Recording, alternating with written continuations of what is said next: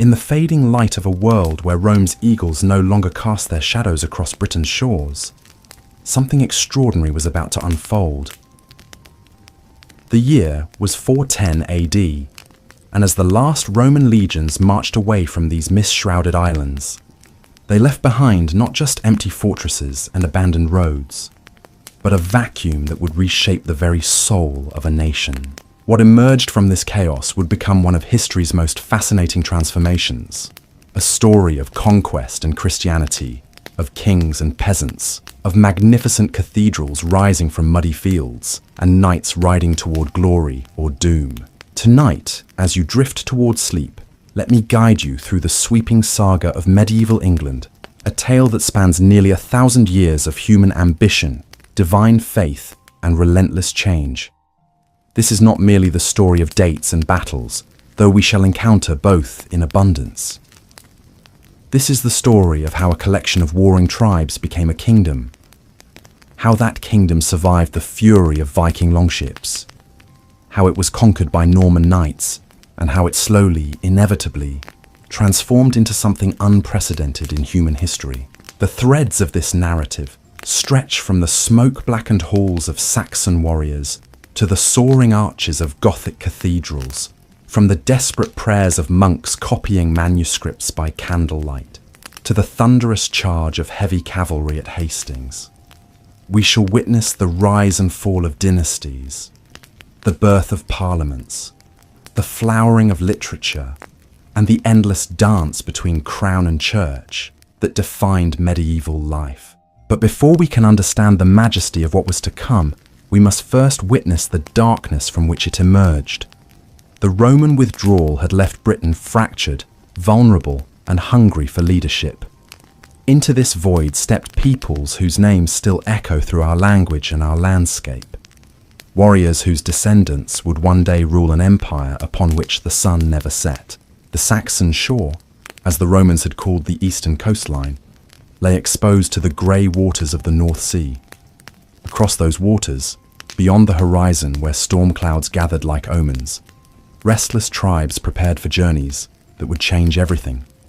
The Angles, the Saxons, the Jutes, and the Frisians, driven by population pressure, climatic change, and the eternal human hunger for better lands, turned their eyes toward the fertile valleys and defensible hills of post-Roman Britain.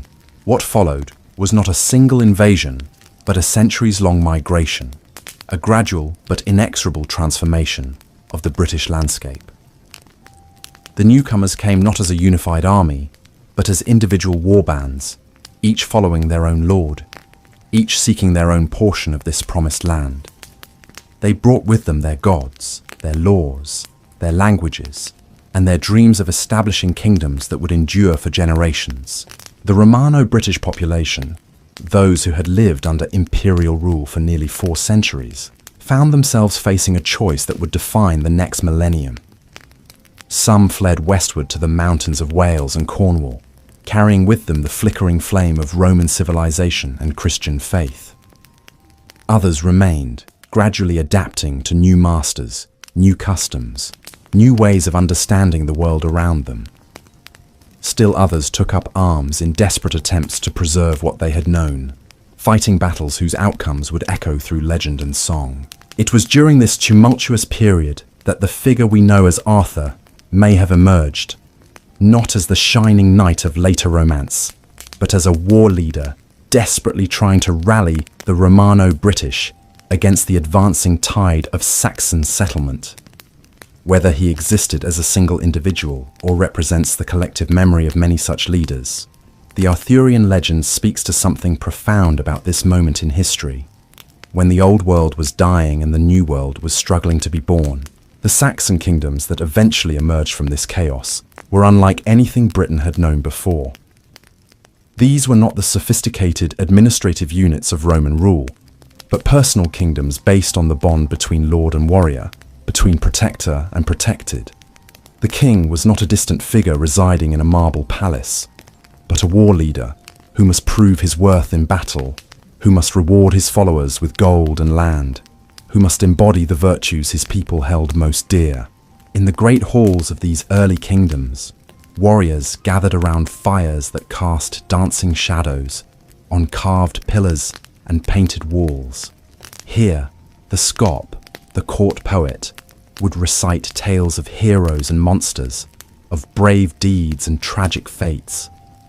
The language they spoke was the ancestor of our own, rich with metaphor and alliteration, capable of expressing both the thunder of battle and the subtle emotions of the human heart.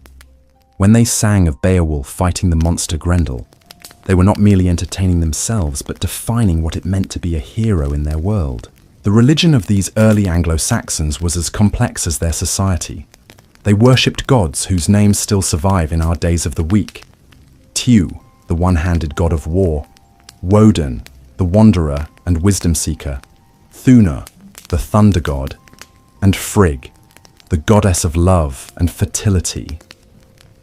These deities were not distant and perfect like the classical gods of Rome, but beings who struggled against fate, who faced their own mortality, who understood that even gods must one day fall when the world ends in fire and ice. Yet even as these pagan kingdoms established themselves across the English landscape, another force was preparing to transform them utterly. In the monasteries of Ireland and Scotland, Christian monks had preserved not only the Gospels, but much of the learning of the ancient world. They had developed a distinctive form of Christianity, one that emphasized personal devotion, scholarly pursuit, and missionary zeal. Soon, these Celtic missionaries would begin their journey southward, carrying with them the revolutionary message that would reshape Anglo-Saxon England. The conversion of the Anglo-Saxons to Christianity was not a simple matter of replacing one set of beliefs with another. It was a complex process of negotiation, adaptation, and synthesis that would take centuries to complete. When missionaries like Columba and Aidan arrived in Northumbria, they found not ignorant barbarians but sophisticated societies with their own traditions of law, poetry, and craftsmanship. The challenge was to present the Christian message in ways that resonated with existing cultural values, while gradually transforming those values from within. King Edwin of Northumbria, one of the first major Anglo-Saxon rulers to embrace Christianity, reportedly compared the pagan understanding of life to a sparrow flying through a warm hall on a winter's night. The bird emerges from the darkness, enjoys a brief moment of warmth and light, then disappears again into the unknown. Christianity, the king suggested, offered hope that there might be more than darkness beyond the hall, that death might not be the end of all things. This metaphor captures something essential about the Anglo-Saxon worldview and its transformation. The pagan vision was not necessarily pessimistic, but it was realistic about the transience of human achievements. The great hall would eventually burn, the gold would tarnish, the warrior would fall in battle. What mattered was to live with honor, to be remembered in song, to face inevitable fate with courage and dignity. Christianity did not entirely reject these values, but promised to transcend them, to offer eternal life to those who embraced the new faith. The process of conversion was neither uniform nor complete. Different kingdoms embraced Christianity at different times and in different ways. Some rulers, like Edwin, were genuinely convinced by the theological arguments. Others saw political advantages in aligning themselves with the growing Christian movement. Still others converted for personal reasons, perhaps influenced by Christian wives or advisors.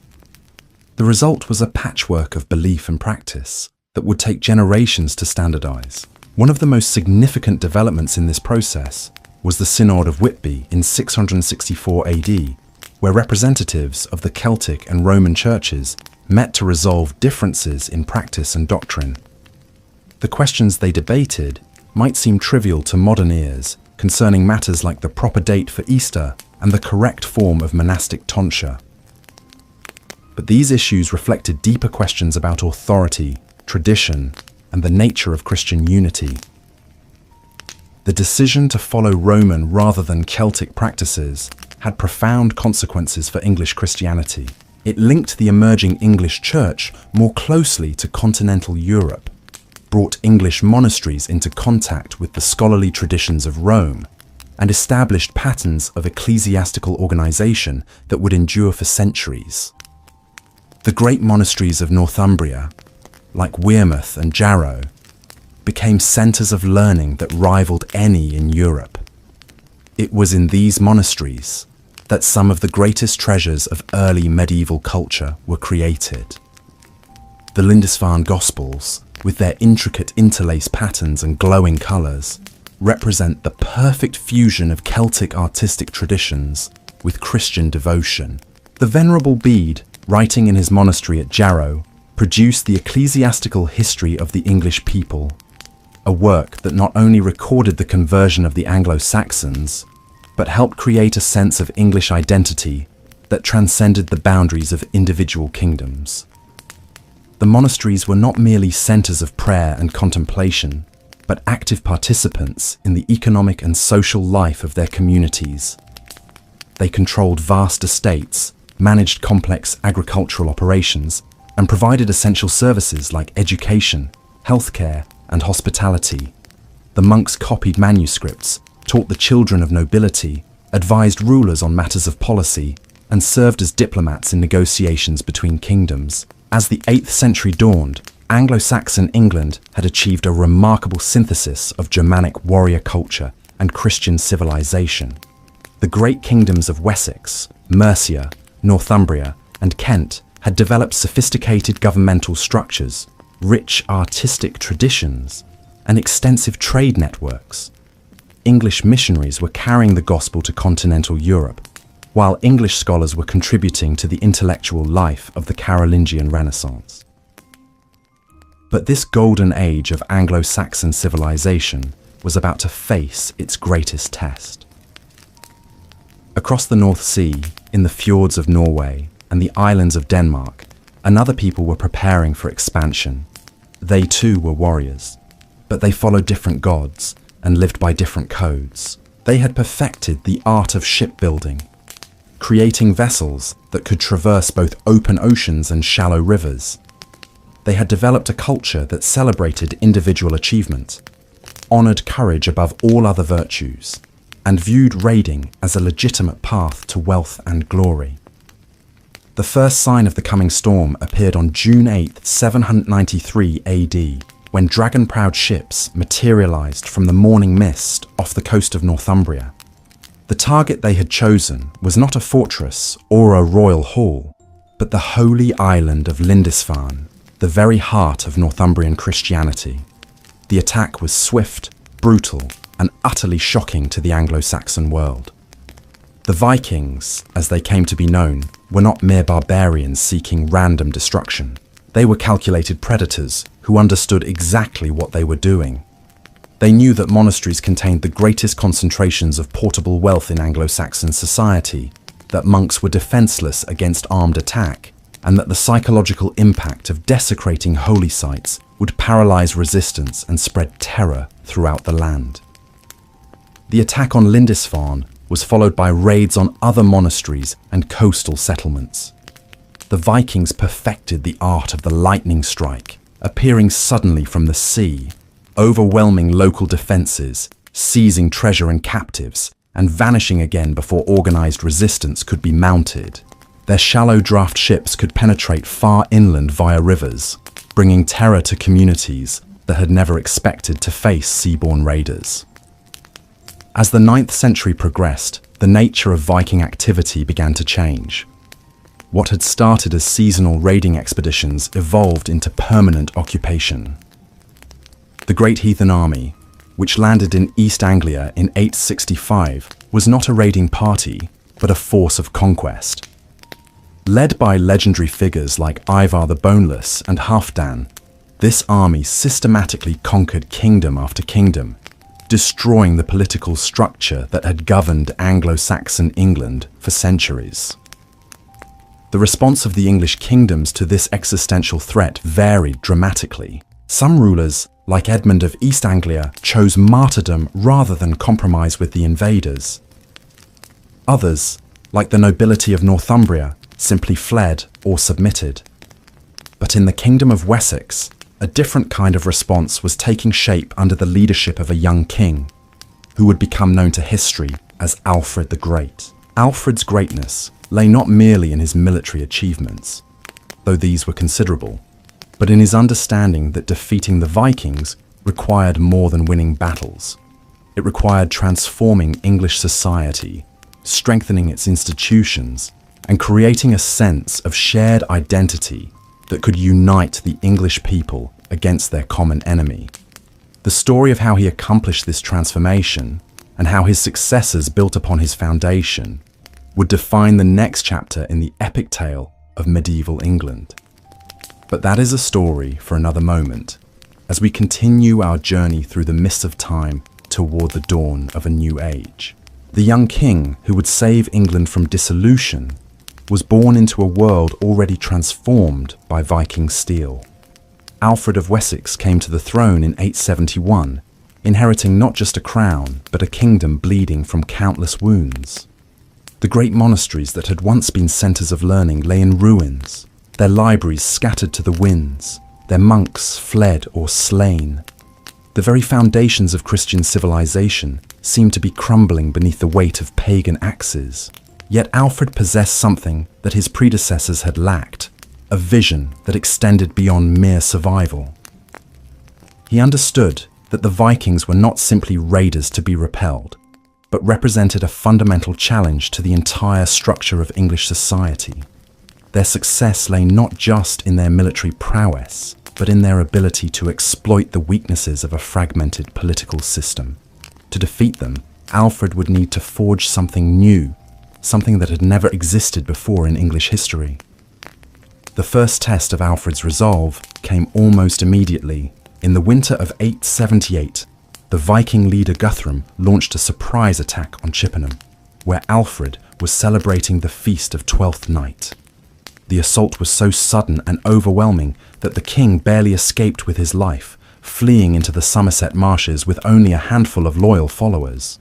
For weeks, the future of England hung in the balance as Alfred hid in the wilderness, reduced to little more than a fugitive in his own kingdom. But from this nadir, Alfred began to weave the threads of recovery. Using the ancient system of beacons and messengers, he sent word throughout Wessex that the king still lived, that resistance was still possible. The response was remarkable. From villages and farms, from the halls of minor nobles and the hovels of common soldiers, men began to gather. They came not because they were compelled by law or duty, but because they believed in something larger than themselves. The Battle of Edington in May 878 was more than a military victory. It was a moment of national awakening. Alfred's forces, outnumbered and outgunned, fought with the desperation of men defending their homes, their families, their way of life. When the Viking shield wall finally broke, it was not just an army that fled, but the myth of Viking invincibility itself. The psychological impact rippled across England like waves from a stone cast into still water. But Alfred's true genius revealed itself in the aftermath of victory. Rather than simply driving the Vikings from his kingdom, he chose a path that would reshape the entire future of England. The Treaty of Wedmore, signed with the defeated Guthrum, established a formal boundary between English and Viking territories. More importantly, it required Guthrum to accept Christian baptism, with Alfred himself serving as godfather to his former enemy. This act of political theatre carried profound implications. By converting the Viking leader, Alfred was not merely ending a war, but beginning a process of cultural integration that would eventually transform both peoples. The Danelaw, as the Viking territories came to be known, would remain politically independent, but would gradually absorb English customs, laws, and religious practices. Meanwhile, the English kingdoms would benefit from Viking innovations in trade, technology, and urban development. Alfred's reforms extended far beyond military matters. He recognized that lasting victory required rebuilding the intellectual and spiritual foundations of English society.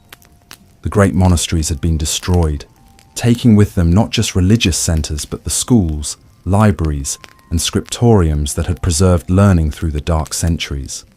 Alfred embarked on an ambitious program of educational renewal, personally translating key works from Latin into English, and establishing schools where young nobles could learn to read and write in their own language. The creation of the Anglo-Saxon Chronicle stands as perhaps Alfred's greatest cultural achievement.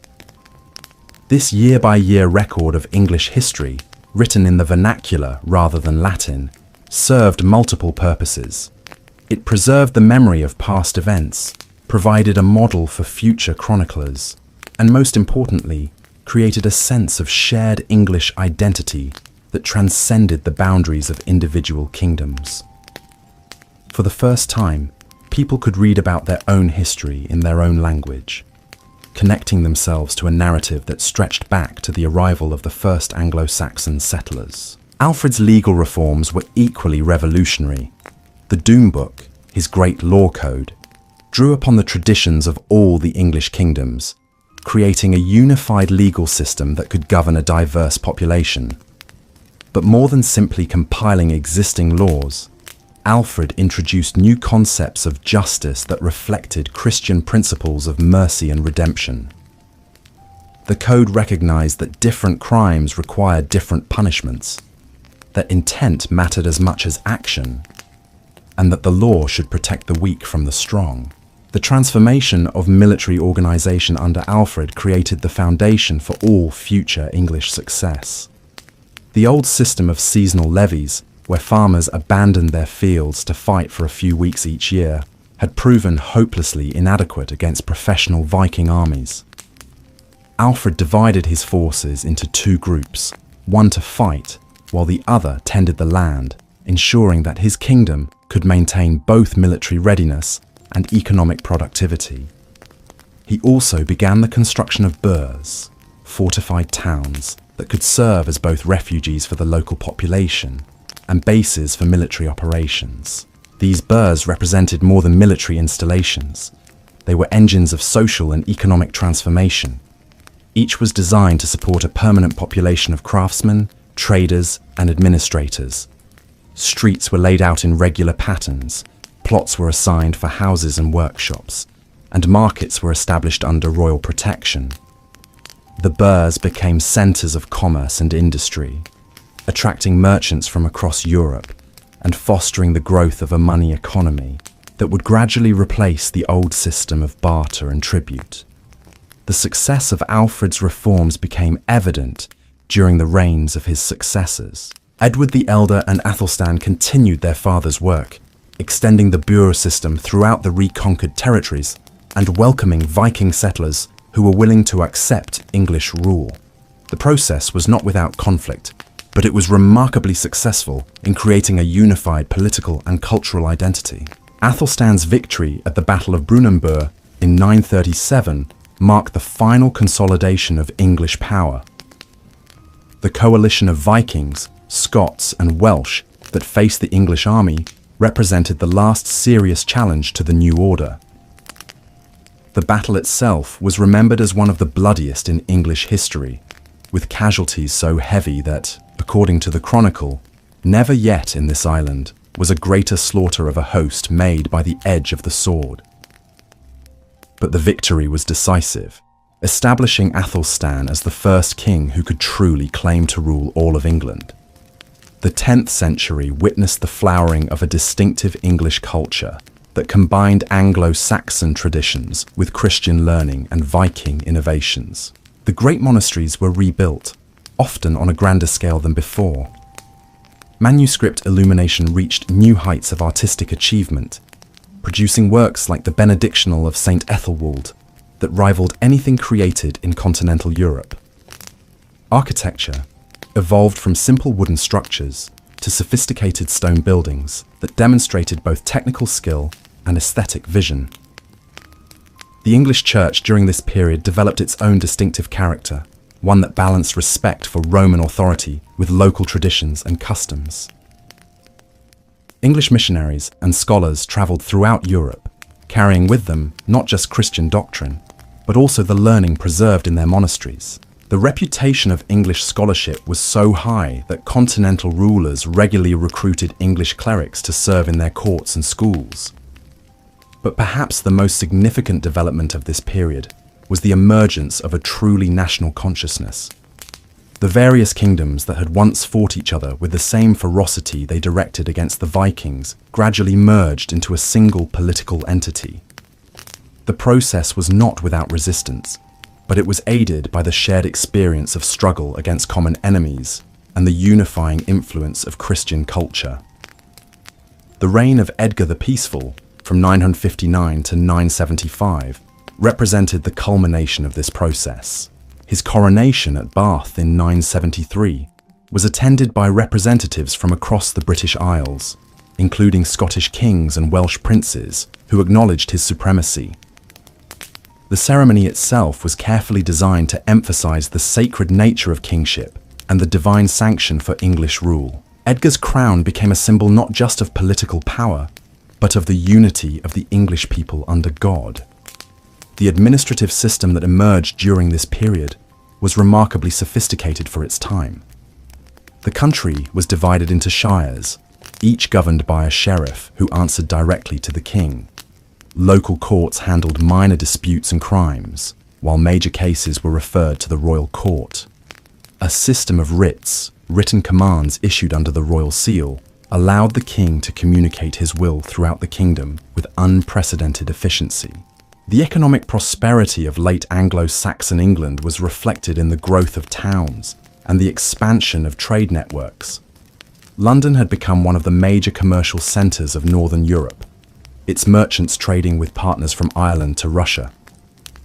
The silver coins minted in English workshops were accepted as currency from Scandinavia to the Mediterranean, testimony to the kingdom's economic strength and political stability. Yet beneath this apparent success, tensions were building that would ultimately lead to the kingdom's downfall. The very success of English integration had created new vulnerabilities.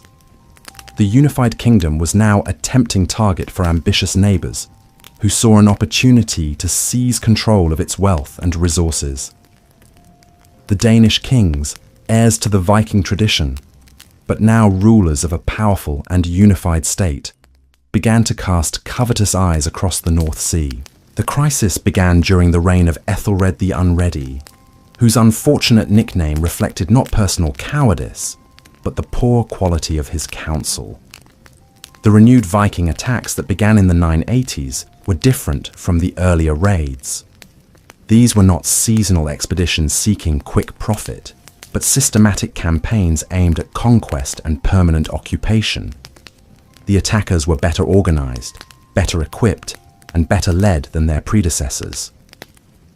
The English response to this new threat revealed the weaknesses that had developed in the system Alfred had created. The burden of constant warfare had exhausted the kingdom's resources and demoralized its people. The old spirit of resistance that had driven men to fight at Edington seemed to have dissipated, replaced by a weary acceptance of defeat. When King Svein of Denmark landed with his armies, he found a kingdom that had lost the will to defend itself. The conquest of England by the Danish kings Svein and Snut marked the end of the Anglo-Saxon period, but not the end of English civilization. The new rulers, recognizing the value of existing institutions, largely preserved the administrative and legal systems they had inherited. Cnut's reign, from 1016 to 1035, demonstrated that effective kingship transcended ethnic boundaries, and that the English political system was robust enough to function under foreign rule. But the Danish occupation was ultimately unstable, dependent on the personal authority of individual kings, rather than institutional foundations.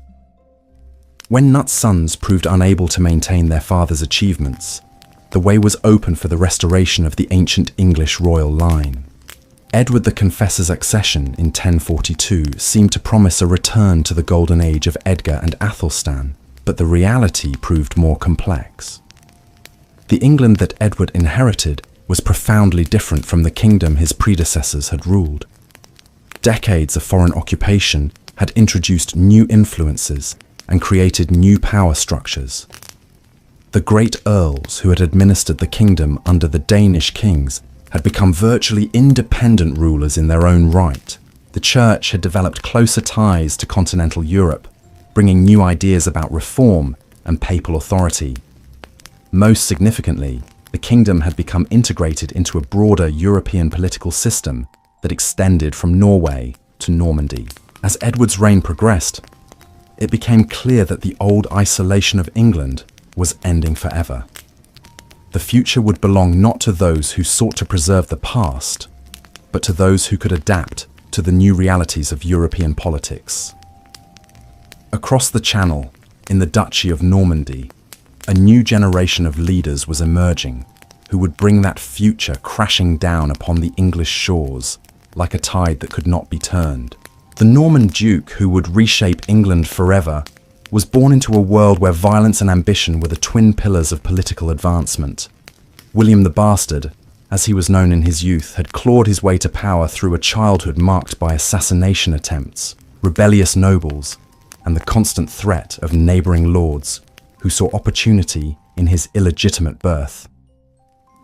By the time he reached manhood, he had transformed the fractured Duchy of Normandy into one of the most formidable military powers in Europe. The Normans themselves were a remarkable fusion of Viking energy and Frankish sophistication. Their ancestors had been Danish raiders who had settled in northwestern France barely a century and a half before William's birth. But unlike their kinsmen who had conquered England under Canute, the Normans had embraced the feudal system with extraordinary enthusiasm, creating a society where military service, land tenure, and personal loyalty were bound together in an intricate web of obligation and reward. Norman knights were unlike any warriors the world had yet seen. They fought on horseback with a devastating effectiveness that had revolutionized European warfare. Their long lances, kite-shaped shields, and heavy mail hauberks made them virtually unstoppable in open battle. But more than their equipment, it was their discipline and tactical sophistication that set them apart. They could charge in perfect formation, wheel and regroup, feign retreat to draw enemies into ambush, and coordinate infantry and cavalry in ways that earlier warriors had never imagined. The Norman Church, too, was a force to be reckoned with. The duchy's monasteries had become centres of learning and reform, attracting scholars from across Europe who brought new ideas about ecclesiastical organisation and papal authority. Norman abbots and bishops were not merely spiritual leaders, but political advisors, military commanders, and cultural patrons who shaped every aspect of society. They had forged close ties with Rome, making Normandy a stronghold of church reform and papal influence. It was this combination of military prowess and ecclesiastical support that would prove decisive in the events that followed. When Edward the Confessor died childless in January 1066, the succession crisis that erupted would draw the Normans into English affairs, with consequences that neither kingdom could have anticipated. The England that faced this crisis was a realm transformed by decades of foreign influence and internal change. The great earls, who had risen to power under the Danish kings, had become virtually independent rulers, controlling vast territories and commanding personal armies that rivaled the king's own forces. Earl Godwin of Wessex and his sons, particularly the formidable Harold Godwinson, had accumulated such power that they could make or break kings at will. The question of succession had haunted Edward's reign from its beginning. His marriage to Edith, daughter of Earl Godwin, had produced no children, and his apparent preference for celibacy had led many to conclude that the royal line would die with him. Various candidates had emerged over the years, each with their own claims and supporters.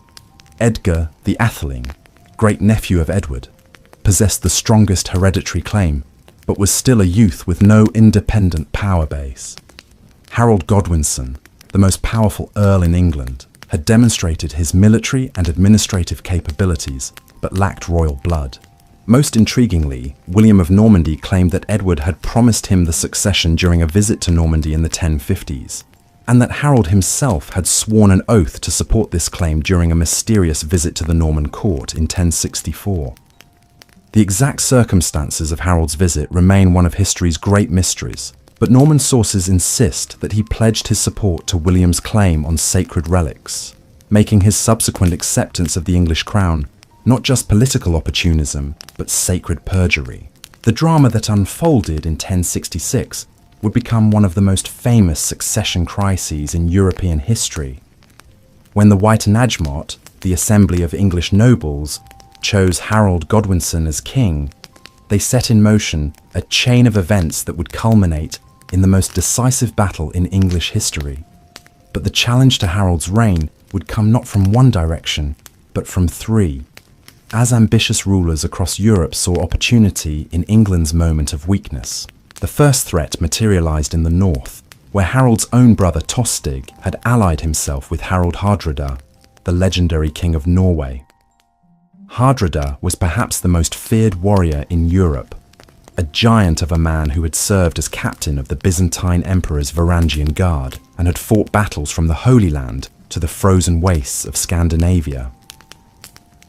His claim to the English throne was tenuous at best, based on agreements made between earlier Norwegian and Danish kings. But his reputation for invincibility made him a formidable opponent. The Norwegian invasion began in September 1066, when Hardrada's fleet of 300 ships appeared in the Humber estuary. The force that landed was enormous by medieval standards. Perhaps 15,000 battle-hardened warriors who had come not just to raid but to conquer. Their initial success was devastating. At the Battle of Fulford, they crushed the forces of the Northern Earls, killing Earl Waltheof and capturing much of the Yorkshire nobility. Harold's response demonstrated the administrative and military capabilities that had made him the most powerful man in England. Within days of receiving news of the invasion, he had assembled an army and was marching north at a pace that astonished contemporaries. The speed of his movement caught the Norwegians completely off guard. When the English army appeared at Stamford Bridge on September 25th, Hardrada's forces were scattered across the countryside, many without their armour, believing themselves safe from immediate attack. The Battle of Stamford Bridge became the stuff of legend. The Norwegian king, caught unprepared, fought with the desperate courage of a man who knew his fate was sealed. According to the sagas, he fell to an arrow through the throat while rallying his men for one final charge. The slaughter was so complete that only 24 of the original 300 ships were needed to carry the survivors back to Norway. The age of Viking conquest was finally over, ended by English steel wielded with ruthless efficiency. But Harold's triumph contained the seeds of his own destruction. The forced march north and the bitter fighting at Stamford Bridge had exhausted his army at the very moment when his greatest challenge was materializing across the English Channel. While Harold was celebrating his victory in Yorkshire, Norman ships were gathering in the harbours of Normandy, and Norman knights were sharpening their swords for the invasion that would change everything. William's preparations for the conquest of England had been meticulous and ruthless. He had spent months gathering allies, securing papal approval for his claim, and assembling the largest invasion force Northern Europe had seen since the days of the Roman Empire. His army was not merely Norman but included knights and infantry from across northern France, all united by the promise of English lands and English gold. The papal banner that flew above William's ships was perhaps his most valuable asset. Pope Alexander II had declared Harold a usurper and a perjurer, making the Norman invasion not just a political conquest but a holy war. This ecclesiastical support had enabled William to recruit allies who might otherwise have remained neutral, and it provided moral justification for what was essentially an act of aggressive war. The Norman fleet that set sail from Saint-Valery-sur-Somme on September 27th was a marvel of medieval logistics. Nearly 700 ships carried not just warriors, but the horses, weapons and supplies needed for a sustained campaign. The crossing itself was a triumph of navigation and seamanship, bringing the entire force safely to the Sussex coast near Pevensey, where they established a fortified beachhead. William's choice of landing site was strategically brilliant. The south coast of England was Harold's own earldom, the heartland of his power and the source of his wealth. By landing there, William was not just invading England, but personally challenging Harold on his own territory. The psychological impact was enormous, forcing Harold to abandon his victory celebrations in the north and race south to defend his patrimony. The 2 weeks that followed the Norman landing were a deadly game of strategy and maneuver. Harold, despite the exhaustion of his northern campaign, moved with characteristic speed, gathering forces as he marched south. His plan was to repeat the tactics that had succeeded so brilliantly at Stamford Bridge. Surprise the enemy with rapid movement, force them to fight on unfavourable terms, and crush them before they could consolidate their position. But William was not Harold Hardrada. The Norman Duke had spent his entire life fighting for survival against enemies who outnumbered and surrounded him. He understood that his position in England was precarious, that his only hope lay in forcing Harold to fight a decisive battle before English reinforcements could arrive. The psychological pressure on both leaders was enormous, each knowing that the fate of kingdoms hung on their decisions. The armies that finally faced each other on October 14, 1066 at Senlac Hill near Hastings represented two fundamentally different approaches to warfare. Harold's forces were traditional English infantry, armed with battle axes, swords and spears, fighting on foot in the ancient shield wall formation that had served their ancestors well for centuries. They held the high ground, their shields locked together in an impenetrable wall of steel and wood, their battle cries echoing across the valley as they prepared to meet the Norman charge. William's army was the cutting edge of European military innovation. His heavy cavalry, trained to fight as a coordinated unit, possessed a mobility and striking power that infantry formations could rarely match. His archers, drawn from across northern France, could rain death from distances that English weapons could not reach. Most importantly, his army was trained to fight as a combined force, with cavalry, infantry, and archers working together in ways that multiplied their individual effectiveness.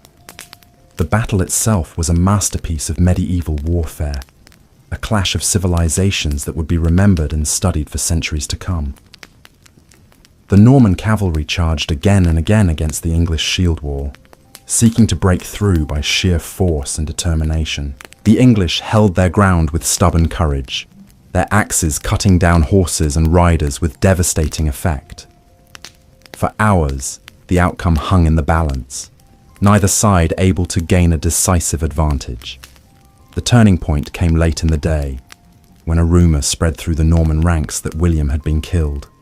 The panic that followed nearly broke the Norman army, but William's appearance, helmet raised to show his face, rallied his men for one final effort. The feigned retreat that followed was a masterpiece of tactical deception, drawing sections of the English line forward where they could be surrounded and destroyed by Norman cavalry. Harold's death, struck down by Norman arrows and swords while defending his banner, marked the end of Anglo-Saxon England.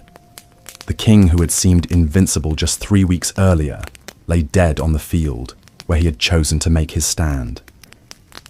Around him fell the flower of English nobility, men whose families had ruled England for generations, their blood soaking into the Sussex soil that would become the foundation of a new order.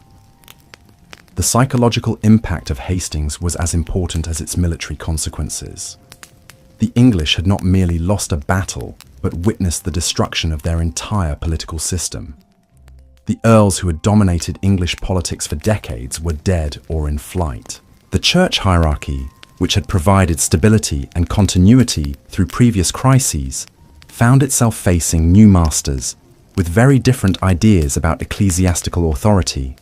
Most importantly, the ordinary people of England discovered that their world had changed forever in a single afternoon of bloodshed. William's march to London after Hastings was a masterpiece of psychological warfare.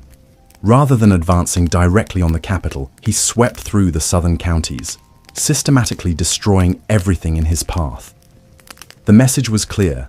Resistance would be met with utter devastation. Town after town submitted without a fight. their leaders recognizing that the old order was dead, and that survival required accommodation with the new realities of Norman rule. The coronation of William as King of England on Christmas Day 1066 was both a triumph and a beginning.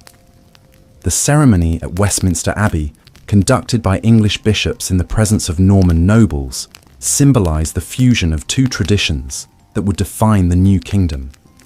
But even as the crown was placed upon William's head, the sounds of rioting could be heard in the streets outside, a reminder that conquest was only the first step in the long process of creating a unified realm.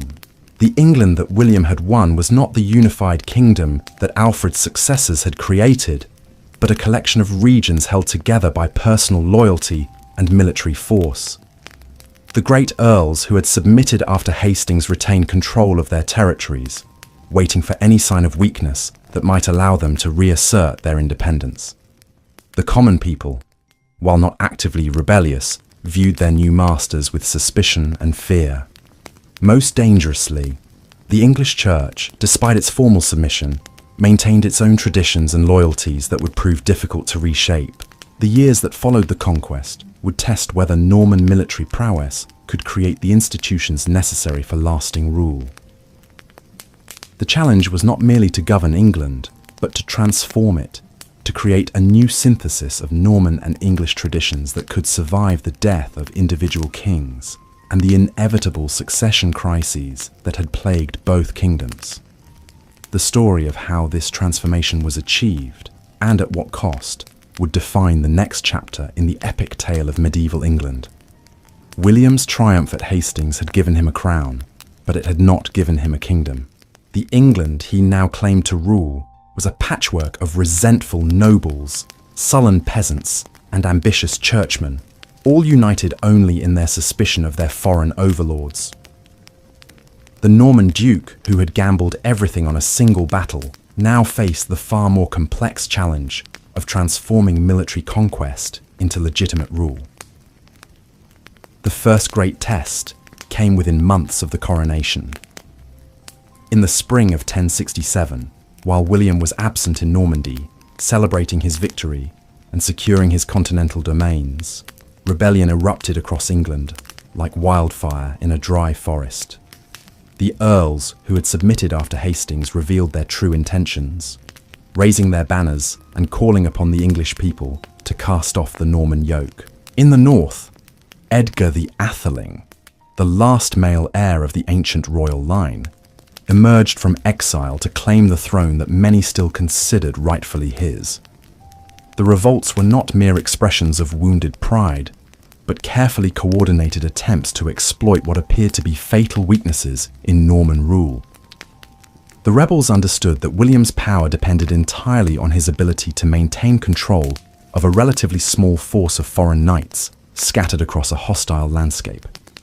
If they could isolate these garrisons, overwhelm them piecemeal, and prevent Norman reinforcements from crossing the Channel, they might succeed in driving the invaders back to their ships. William's response to this crisis revealed the qualities that had made him master of Normandy despite his bastard birth.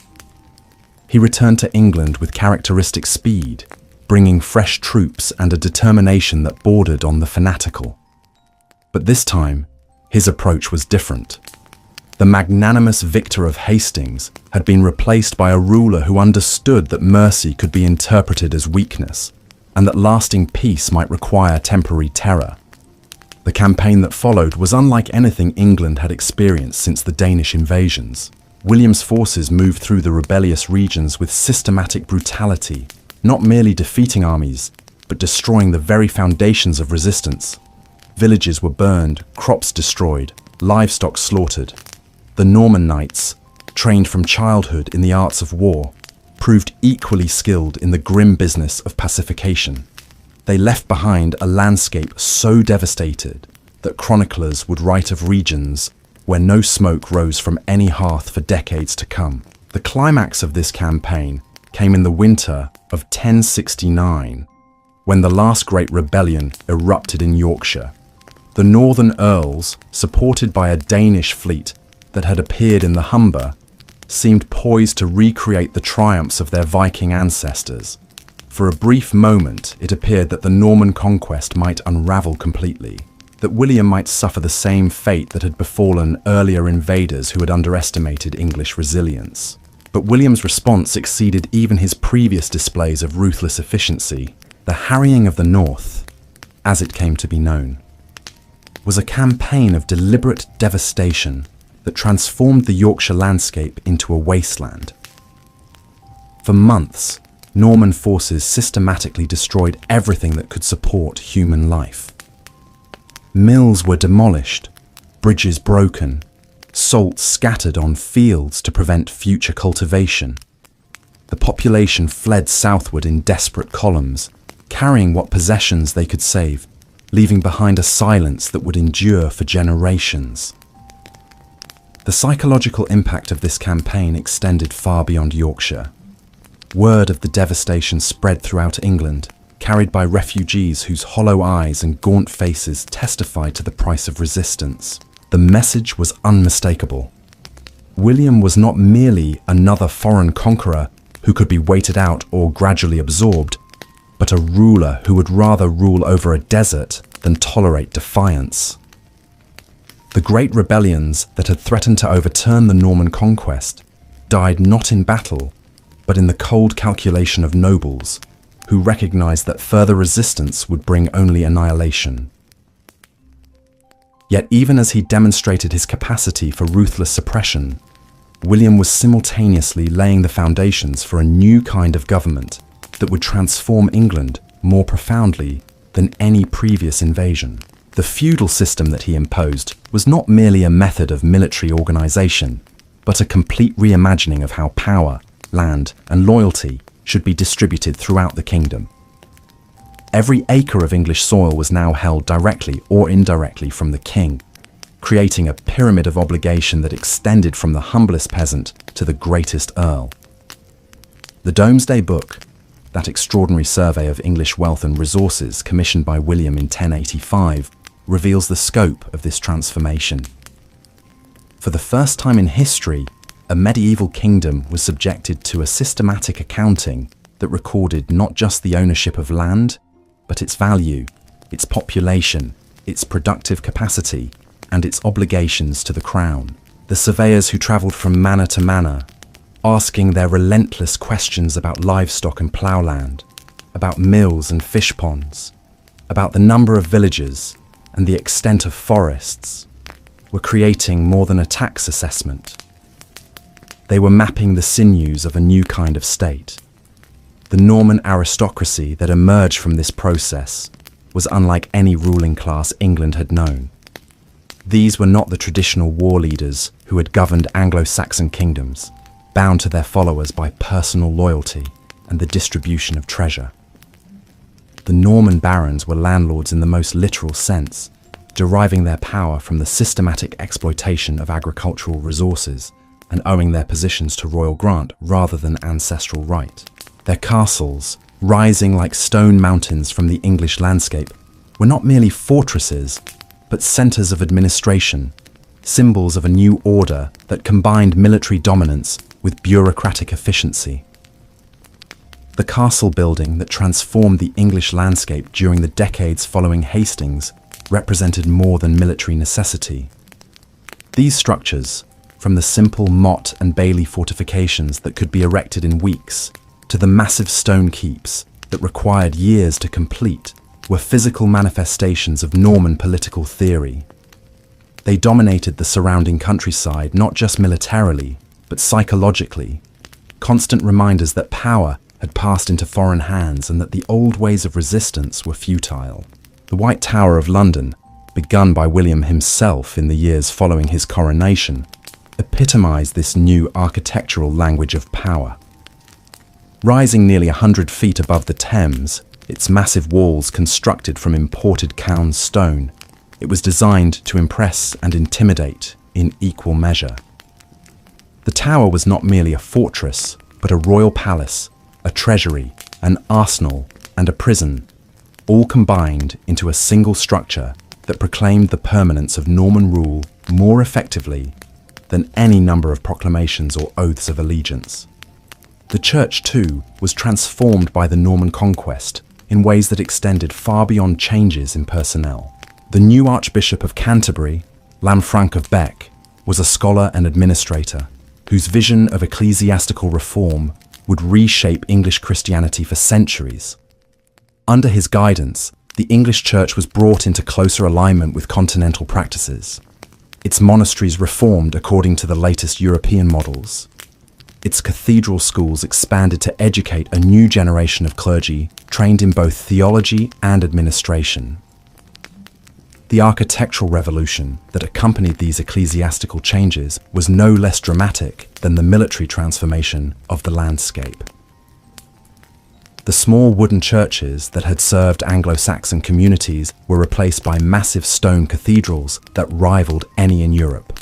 Durham Cathedral, begun in 1093, pioneered architectural techniques that would influence building throughout the medieval world. Its ribbed vaults and pointed arches, its soaring columns and intricate stone carving, created interior spaces that seemed to lift the soul toward heaven while demonstrating the wealth and sophistication of their Norman patrons. But perhaps the most profound change brought by the Norman conquest was linguistic. The French-speaking aristocracy that now governed England created a trilingual society where Latin remained the language of learning and administration, English survived as the tongue of the common people, and Norman French became the language of power and culture. This linguistic complexity would endure for centuries, gradually producing the hybrid language that would become modern English, enriched by French vocabulary, but retaining its Germanic grammatical structure. The literature that emerged from this multilingual environment reflected the cultural fusion that was slowly transforming English society. The chansons de geste, those heroic poems celebrating the deeds of Charlemagne and his knights, found new audiences in English halls, where Norman nobles sought entertainment that reflected their own martial values. Meanwhile, English literary traditions survived and evolved, as seen in works like the Anglo-Saxon Chronicle, which continued to be maintained by English monks who recorded the deeds of their foreign rulers with grudging respect and occasional defiance. The legal system that William imposed represented perhaps the most systematic transformation of English institutions. The old Anglo-Saxon system of local courts and customary law was gradually replaced by a more centralized system based on royal authority and written procedure. The king's justices, traveling throughout the realm to hear cases and enforce royal law, created a common legal tradition that transcended local customs and regional variations. This development would eventually produce the common law system that would become one of England's most important contributions to world civilization. The economic changes that followed the conquest were equally profound. The Norman emphasis on systematic exploitation of agricultural resources led to innovations in farming techniques, the establishment of new markets, and the expansion of international trade. English wool, already prized in continental markets, became the foundation of a commercial revolution that would eventually make England one of Europe's wealthiest kingdoms. The Jews who arrived in England in the wake of the conquest, invited by William to provide financial services that Christian doctrine forbade to believers, established the credit networks that would finance this economic expansion. Yet beneath the impressive facade of Norman efficiency and organization, tensions remained that would shape English development for centuries. The cultural divide between Norman rulers and English subjects never entirely disappeared, creating a society marked by linguistic, legal, and social stratification. The peasantry, bearing the heaviest burden of the new feudal obligations, preserved memories of better times that would eventually fuel demands for political and economic reform. The reign of William's sons revealed both the strengths and weaknesses of the system he had created. When the conqueror died in 1087, the succession dispute that erupted between his sons Robert, William Rufus, and Henry demonstrated that even the most sophisticated administrative system could not entirely eliminate the personal nature of medieval kingship. The civil war that followed, though brief, reminded everyone that Norman rule depended ultimately on the same foundations as Anglo-Saxon kingship. The ability to command loyalty through a combination of fear, respect, and material reward. William Rufus, who secured the English throne through a combination of speed and ruthlessness, proved to be a ruler whose personal vices threatened to undermine the institutional achievements of his father. His notorious greed, his contempt for the church, and his apparent lack of interest in producing an heir created anxieties that extended far beyond the immediate circle of courtiers and nobles. The king, who treated the English church as a source of revenue rather than spiritual guidance, who sold bishoprics to the highest bidder and left sees vacant to collect their revenues, seemed to embody everything that critics of Norman rule found most objectionable. The assassination of William Rufus in 1100, whether by accident or design, brought to the throne his younger brother Henry, a prince who had spent his youth learning the arts of governance rather than war. Henry's reign would demonstrate that the Norman system could evolve and adapt, that the fusion of Norman efficiency with English traditions could produce a form of government more sophisticated than either culture had achieved alone. But that story belongs to the next chapter of our tale, as we continue our journey through the mists of medieval time.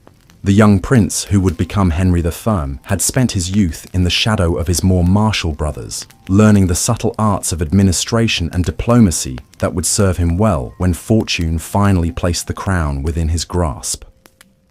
Unlike his predecessors, who had ruled through a combination of personal charisma and military force, Henry understood that lasting power required institutional foundations that could survive the death of individual kings and the inevitable succession crises that had plagued both Norman and English dynasties. The Charter of Liberties that Henry issued upon his accession was more than a political gesture designed to secure noble support during the uncertain early days of his reign. It was a constitutional document that established principles of government that would echo through English history for centuries. By promising to respect the laws of Edward the Confessor, to limit the arbitrary exactions that had made his brother's reign so unpopular, and to govern according to established custom rather than personal whim, Henry was creating a contractual relationship between crown and subjects that represented a fundamental evolution in medieval political thought. The administrative revolution that Henry launched during his 35-year reign transformed the Norman system from a collection of personal relationships into something approaching a modern state. The Exchequer, that great accounting office that took its name from the checkered cloth on which financial calculations were performed, became the nerve centre of royal government. Here, sheriffs and other royal officials were called to account for their stewardship of royal resources, their receipts and expenditures recorded on parchment rolls that would provide a continuous record of governmental activity for centuries to come. The justices who travelled throughout the realm in Henry's name were not merely settling disputes, but creating a coherent legal system that would eventually supersede the patchwork of local customs and traditions that had governed English society since time immemorial. The decisions they rendered, the procedures they established, the precedents they set, gradually accumulated into a body of law that derived its authority not from ancient custom, but from royal command. This common law, as it came to be known, would become one of the most distinctive features of English civilization. Henry's marriage to Matilda of Scotland, a princess who could trace her lineage back to the Anglo-Saxon kings, was a masterstroke of political symbolism that helped bridge the cultural divide between Norman rulers and English subjects. The wedding ceremony, conducted with unprecedented splendour at Westminster Abbey, proclaimed to all observers that the Norman dynasty was not merely a foreign occupation, but a legitimate continuation of English royal tradition. The children born of this union would embody the synthesis of Norman and English bloodlines that Henry hoped would unite his fractured kingdom. The economic prosperity that characterized Henry's reign was built upon the foundation of agricultural innovation and commercial expansion that the Norman conquest had made possible.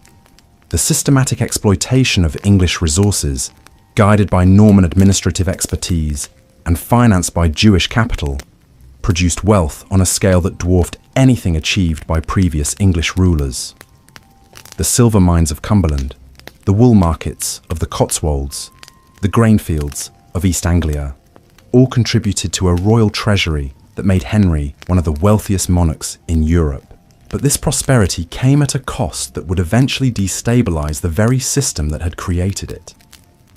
The heavy taxation required to fund Henry's ambitious governmental projects, the legal innovations that undermined traditional rights and privileges, the cultural changes that threatened established ways of life, all generated resentments that would eventually explode into open rebellion. The Norman system, for all its efficiency and sophistication, remained an alien imposition upon a society that had never fully accepted foreign rule. The tragedy that would ultimately destroy Henry's carefully constructed system began with a catastrophe that no amount of administrative skill could have prevented. On November 25th, 1120, the White Ship, carrying the flower of Anglo-Norman nobility back to England from Normandy, struck a rock in the English Channel and sank with the loss of all aboard. Among the victims was William Etheling, Henry's only legitimate son and the heir upon whom the entire future of the dynasty depended. The king's grief at the loss of his son was matched only by his recognition of the political catastrophe that the disaster represented. Without a male heir, the elaborate system of government that Henry had created would face the same succession crisis that had plagued his predecessors. The solution he chose, designating his daughter Matilda as his heir, was unprecedented in English history and would prove to be a decision that would plunge the kingdom into civil war. The Empress Matilda, as she came to be known after her marriage to the Holy Roman Emperor Henry V, was a woman of extraordinary intelligence and determination who had been trained from childhood in the arts of government. Her experience governing Italy during her husband's absences had given her administrative skills that rivaled those of any contemporary ruler. But her very competence, combined with her gender, made her a threatening figure to the Norman barons who had grown accustomed to male rule and who feared that a female monarch might undermine their own authority. The oath of allegiance that Henry extracted from his nobles, requiring them to accept Matilda as their future queen, was given reluctantly and with mental reservations that would become apparent the moment the old king died. The barons who swore to support her succession were already calculating how they might benefit from the instability that would inevitably follow Henry's death. The most ambitious among them, Stephen of Blois, Henry's nephew and one of his most trusted advisors, was already laying the groundwork for his own claim to the throne. When Henry died in 1135, allegedly from eating a surfeit of lampreys, the carefully constructed system of government that he had spent decades building began to unravel with shocking speed. Stephen's seizure of the throne, accomplished through a combination of rapid movement and strategic bribery, demonstrated that the institutional foundations of Norman rule were still dependent on the personal authority of individual kings. The barons who had sworn to support Matilda's succession found convenient excuses to transfer their allegiance to a male claimant who promised to respect their traditional privileges. The civil war that followed, known to contemporaries as the Anarchy, represented more than a simple succession dispute. It was a fundamental crisis of the Norman system that revealed the contradictions inherent in a government that combined feudal personal relationships with bureaucratic administrative procedures. The barons who had been transformed into efficient administrators during Henry's reign rediscovered their warrior roots, building private castles, raising personal armies, and carving out independent domains from the wreckage of royal authority. The landscape of England during the Anarchy was transformed by violence on a scale not seen since the Norman conquest itself. Contemporary chroniclers described a realm where God and his saints slept, where justice had fled, where the strong oppressed the weak without restraint. The magnificent castles that had once symbolized Norman order became centers of private warfare, their lords preying upon the surrounding countryside with impunity. The roads that had carried royal justices throughout the realm became unsafe for travel, while the markets that had fostered commercial expansion were abandoned as merchants fled to safer lands. Yet even in the depths of this crisis, the institutional innovations of the Norman period demonstrated their resilience. The exchequer continued to function, albeit with reduced efficiency, recording the diminished revenues of a kingdom at war with itself. The common law survived in those regions where royal authority could still be enforced, its procedures and precedents preserved by professional lawyers, who understood that their expertise would be valuable, regardless of who ultimately wore the crown. The Church, despite the violence that surrounded it, maintained its role as a stabilizing force, its bishops and abbots working tirelessly to mediate between the warring factions. The resolution of the anarchy came not through military victory, but through the kind of negotiated settlement that had become characteristic of Norman political culture. The Treaty of Wallingford, signed in 1153, represented a triumph of pragmatic compromise over ideological purity. Stephen would remain king for life, but Matilda's son Henry would inherit the throne, uniting the competing claims and ending the civil war that had devastated the kingdom for nearly 2 decades. The young prince who would become Henry II brought to the throne a combination of qualities that seemed designed to restore the glories of his grandfather's reign, while avoiding the pitfalls that had led to the anarchy. His Angevin inheritance had given him control of territories that stretched from the Scottish border to the Pyrenees, making him the most powerful ruler in Western Europe. His marriage to Eleanor of Aquitaine had added the wealth and cultural sophistication of southern France to his domains. Most importantly, his education in the Norman tradition of efficient government had prepared him to rebuild the administrative system that civil war had damaged but not destroyed. The restoration that Henry II accomplished during the first decade of his reign was remarkable in its scope and thoroughness. The illegal castles that had sprouted during the anarchy were demolished, their stones used to build churches and bridges that would serve the common good. The royal forests were restocked and their boundaries restored, providing both revenue and recreation for the crown. The coinage was reformed, eliminating the debased silver that had circulated during the Civil War and establishing monetary standards that would remain stable for centuries. But Henry's greatest achievement was the expansion and systematization of royal justice that would transform England from a collection of feudal territories into a unified legal entity. The Constitutions of Clarendon, issued in 1164, established procedures for the administration of justice that would endure long after the Norman dynasty had passed into history. The system of royal courts, staffed by professional judges and guided by written law, created a judicial framework that could function independently of the personal authority of individual kings. The conflict between Henry II and Thomas Becket, his former chancellor who had become Archbishop of Canterbury, represented more than a personal quarrel between old friends. It was a fundamental clash between secular and ecclesiastical authority that would shape the relationship between church and state for centuries. Becket's transformation from worldly administrator to saintly martyr demonstrated the continuing power of religious idealism in an age increasingly dominated by bureaucratic efficiency. The murder of Becket in Canterbury Cathedral on December 29, 1170, shocked the medieval world and transformed the ambitious archbishop into one of the most powerful saints in Christendom. The pilgrimage route to his shrine became one of the most popular in Europe, bringing wealth and prestige to England while serving as a constant reminder of the limits of royal power. Henry's public penance at Becket's tomb, where he submitted to scourging by the cathedral monks, demonstrated that even the most powerful medieval king was subject to spiritual authority.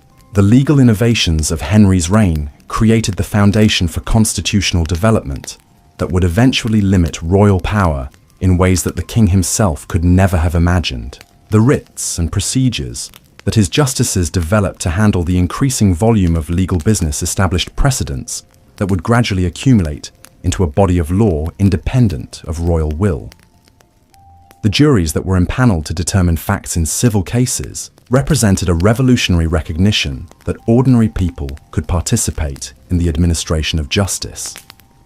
The Angevin Empire that Henry created through conquest, marriage, and inheritance represented the high point of medieval English power and influence.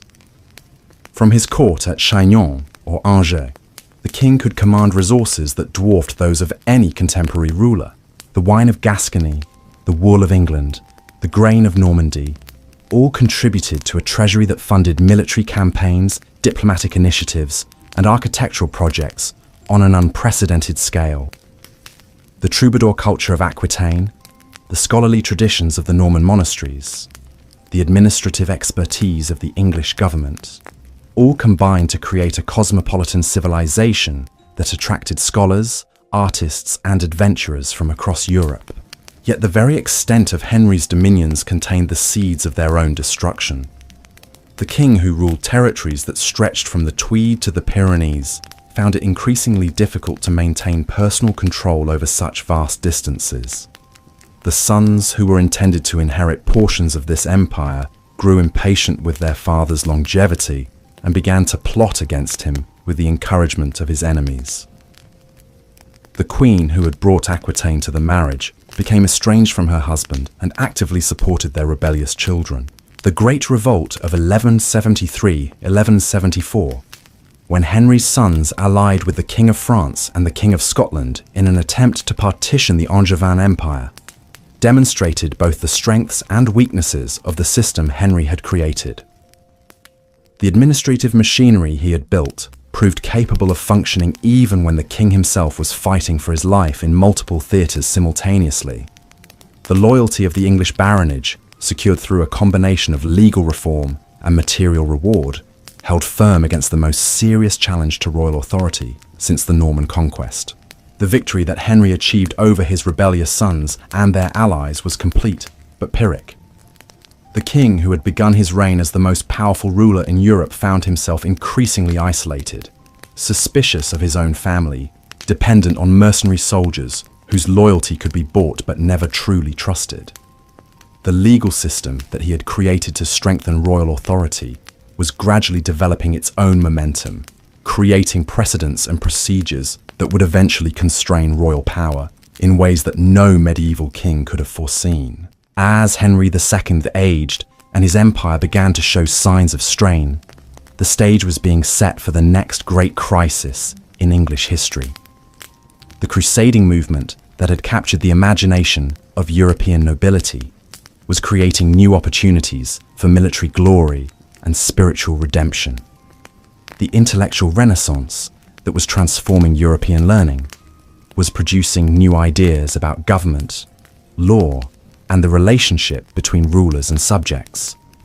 Most importantly, the political structures that Henry had created were about to be tested by successors whose very different personalities and priorities would reveal whether the Angevin achievement could survive the transition from one generation to the next. The story of that transition and of the dramatic events that would follow represents the next chapter in our journey through the mists of medieval time, as we continue to trace the evolution of English civilization from its Norman foundations toward the constitutional developments that would eventually transform the relationship between crown and subject forever. The death of Henry II in 1189 marked the end of an era, though few contemporaries could have understood the magnitude of what was passing. The great king who had transformed England from a war-torn realm into the administrative centre of a vast empire died at Chinon Castle, abandoned by his sons and tormented by the knowledge that his life's work might not survive him. His final words, reportedly cursing the day he was born, spoke to a deeper tragedy than personal failure. They revealed the impossible burden of medieval kingship, where the fate of nations depended on the character and competence of individual men. The son who inherited this troubled legacy was everything his father had not been. Where Henry II had been cautious, calculating, and methodical, Richard was impulsive, romantic, and driven by dreams of glory that belonged more to the pages of chivalric romance than the harsh realities of medieval politics.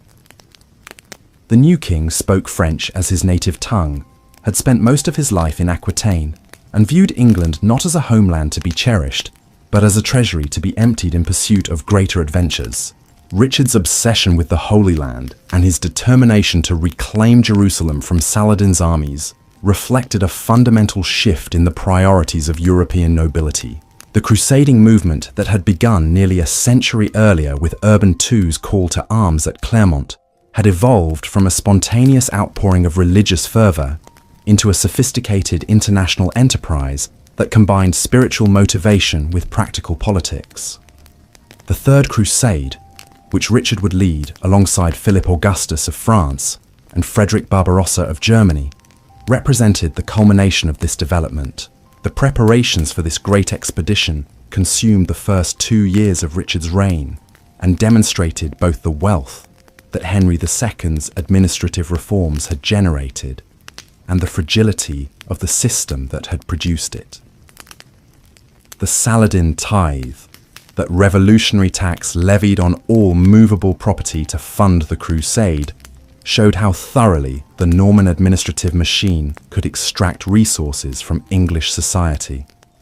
But the resentment that this taxation generated, the strain it placed on the economy, and the opportunities it created for corruption and abuse revealed the limits of what even the most efficient medieval government could achieve. The regency arrangements that Richard established before his departure for the Holy Land reflected his fundamental misunderstanding of the political forces that his father had spent decades learning to control. By dividing authority between his chancellor, William Longchamp, and his half-brother Geoffrey, Richard created a system that invited conflict rather than ensuring stability. The civil war that erupted in his absence, though brief, demonstrated that the personal authority of the king remained the essential foundation of medieval government, regardless of how sophisticated the administrative apparatus might become. The news that filtered back to England from the Crusade revealed Richard's military genius while simultaneously exposing the futility of his grand design. The Siege of Acre, where Christian and Muslim armies faced each other in a deadly embrace that lasted for months, showed medieval warfare at its most brutal and sophisticated. The tactics that Richard employed, the siege engines he deployed, the diplomatic negotiations he conducted with Saladin himself, all demonstrated that the art of war had evolved far beyond the crude bludgeoning that had characterized earlier conflicts. Yet for all his tactical brilliance, Richard's crusade achieved nothing that would endure beyond his own lifetime. Jerusalem remained in Muslim hands, the Crusader states remained vulnerable to reconquest, and the enormous cost of the expedition had drained the treasuries of Western Europe without producing any lasting strategic advantage. The king who had dreamed of emulating the heroes of chivalric romance found himself trapped in a conflict where courage and honor counted for less than logistics and finance. The capture of Richard by Leopold of Austria during his return journey transformed the absent king into a symbol of suffering that resonated throughout his domains. The enormous ransom demanded for his release, equivalent to twice the annual revenue of the English crown, required financial innovations that would have profound consequences for the development of English government. The taxation necessary to raise this sum could not be accomplished through traditional feudal obligations, but required the consent and cooperation of social groups that had never before been systematically consulted about royal policy. The negotiations that preceded the collection of Richard's ransom marked the beginning of a new relationship between crown and subject that would eventually evolve into parliamentary government. The assemblies that were summoned to approve the extraordinary taxation, the representatives who were called to London to speak for their communities, the arguments that were made about the limits of royal authority and the rights of subjects, all established precedents that would be remembered when future kings sought to extract resources from their reluctant people. The England that Richard found upon his return in 1194 was subtly but significantly different from the kingdom he had left 5 years earlier. The administrative system had proven capable of functioning without royal supervision, but it had also demonstrated its capacity for abuse and corruption. The barons who had governed in his absence had learned to exercise power independently, while the common people had discovered that their consent was sometimes necessary for royal policy to succeed.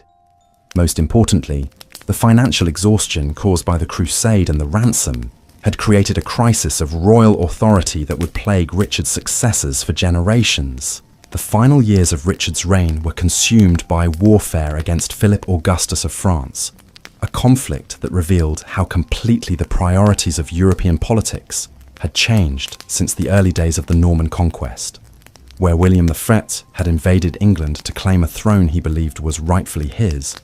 Richard and Philip fought over territories and titles with a cynicism that would have shocked their predecessors. The art of war had become an end in itself, divorced from the religious and feudal obligations that had once given meaning to medieval conflict. The death of Richard at the siege of Chalus in 1199, struck down by a crossbow bolt while besieging a minor castle for reasons that remain unclear, seemed to epitomize the futility of his entire reign. The king, who had been hailed as the greatest warrior of his age, died pursuing a petty quarrel that had no bearing on the larger interests of his kingdom. His final act of forgiveness toward his killer, a gesture that contemporaries saw as evidence of his nobility, could not disguise the fact that his death accomplished nothing and solved nothing. The succession of John to the English throne marked the beginning of the most controversial reign in medieval English history. The youngest son of Henry II had spent his entire life in the shadow of his more glamorous brothers, earning the nickname Lackland, because his father had struggled to find suitable territories for him to govern. His reputation for treachery, established during his brother's absence on crusade, preceded him to the throne and would colour every action he took as king. John's early years as king were dominated by the struggle to maintain control over the Angevin Empire against the increasingly aggressive attacks of Philip Augustus. The loss of Normandy in 1204, that catastrophic defeat that cost the English crown its ancestral homeland, was more than a military disaster. It was a psychological blow that shattered the confidence of the Anglo-Norman nobility and forced them to choose between their English and their continental identities. The barons, who had held lands on both sides of the Channel for generations, found themselves compelled to abandon one set of estates or the other, creating resentments that would poison John's relationship with his nobility for the remainder of his reign.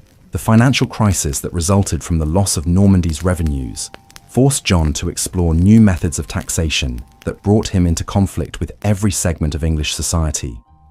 The forest laws that he enforced with unprecedented severity, the feudal obligations that he interpreted in the most restrictive possible terms, the judicial procedures that he manipulated to extract revenue rather than dispense justice, all demonstrated a fundamental misunderstanding of the delicate balance between royal authority and subject consent that his predecessors had maintained.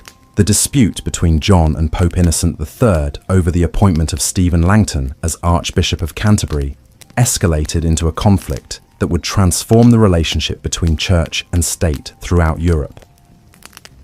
The interdict that the Pope placed on England, forbidding the celebration of Mass and the administration of sacraments, created a spiritual crisis that affected every level of society.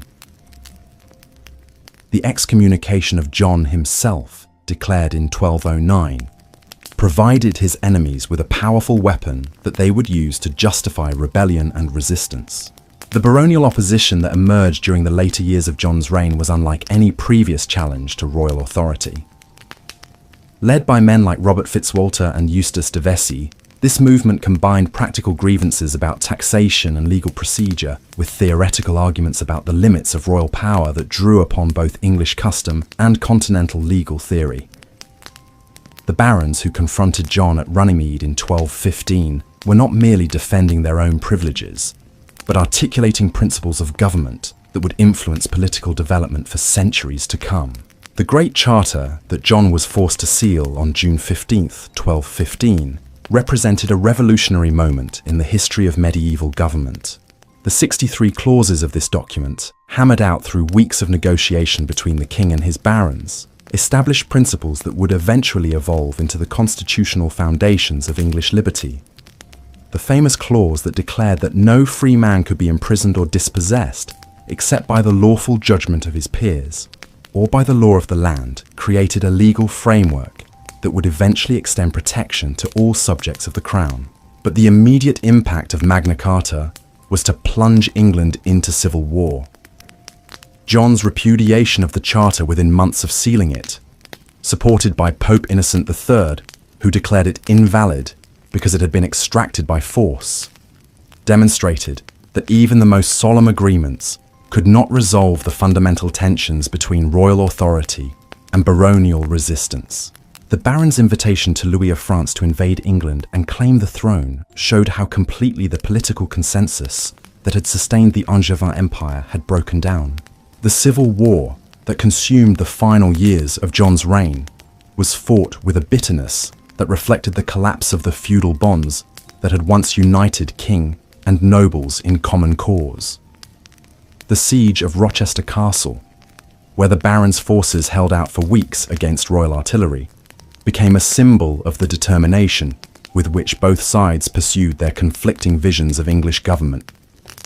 The devastation that this conflict brought to the English countryside, the foreign mercenaries who ravaged the land in the service of competing claimants, the breakdown of law and order that made travel dangerous and commerce impossible, all demonstrated the terrible cost of political failure. John's death at Newark in October 1216, allegedly from dysentery but possibly from poison, came at the moment when his cause seemed most hopeless. The king who had begun his reign as the undisputed master of territories stretching from Scotland to the Pyrenees died controlling little more than the western counties of England. His 9-year-old son Henry, who inherited this desperate situation, seemed unlikely to succeed where his father had failed so completely. Yet the regency government that was established for the young Henry III, led by the papal legate Guala and the veteran administrator William Marshal, demonstrated remarkable skill in rebuilding royal authority from the ruins of John's reign.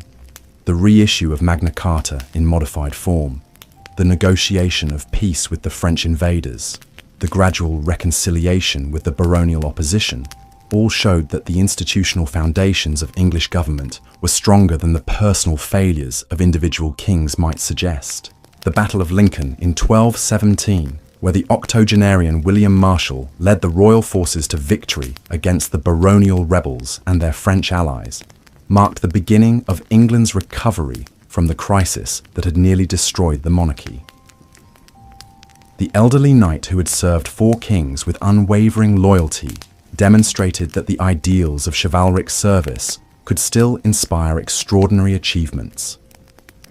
His victory, achieved through a combination of tactical skill and moral authority, saved the Plantagenet dynasty and preserved the political innovations that would eventually transform medieval England. The minority of Henry III, which lasted until 1227, provided the breathing space necessary for English institutions to recover from the trauma of John's reign. The slow process of rebuilding royal authority, the careful restoration of diplomatic relations with continental powers, the gradual healing of the wounds that civil war had inflicted on English society, all demonstrated the resilience of the political system that the Normans had created and that the Angevins had refined. As Henry III approached his majority and prepared to assume personal control of the government, the England he inherited was profoundly different from the kingdom that his great-grandfather, Henry II, had ruled. The loss of the continental territories had forced the English nobility to identify more closely with their island home, while the financial pressures of constant warfare had created new forms of political consultation that would eventually evolve into parliamentary government.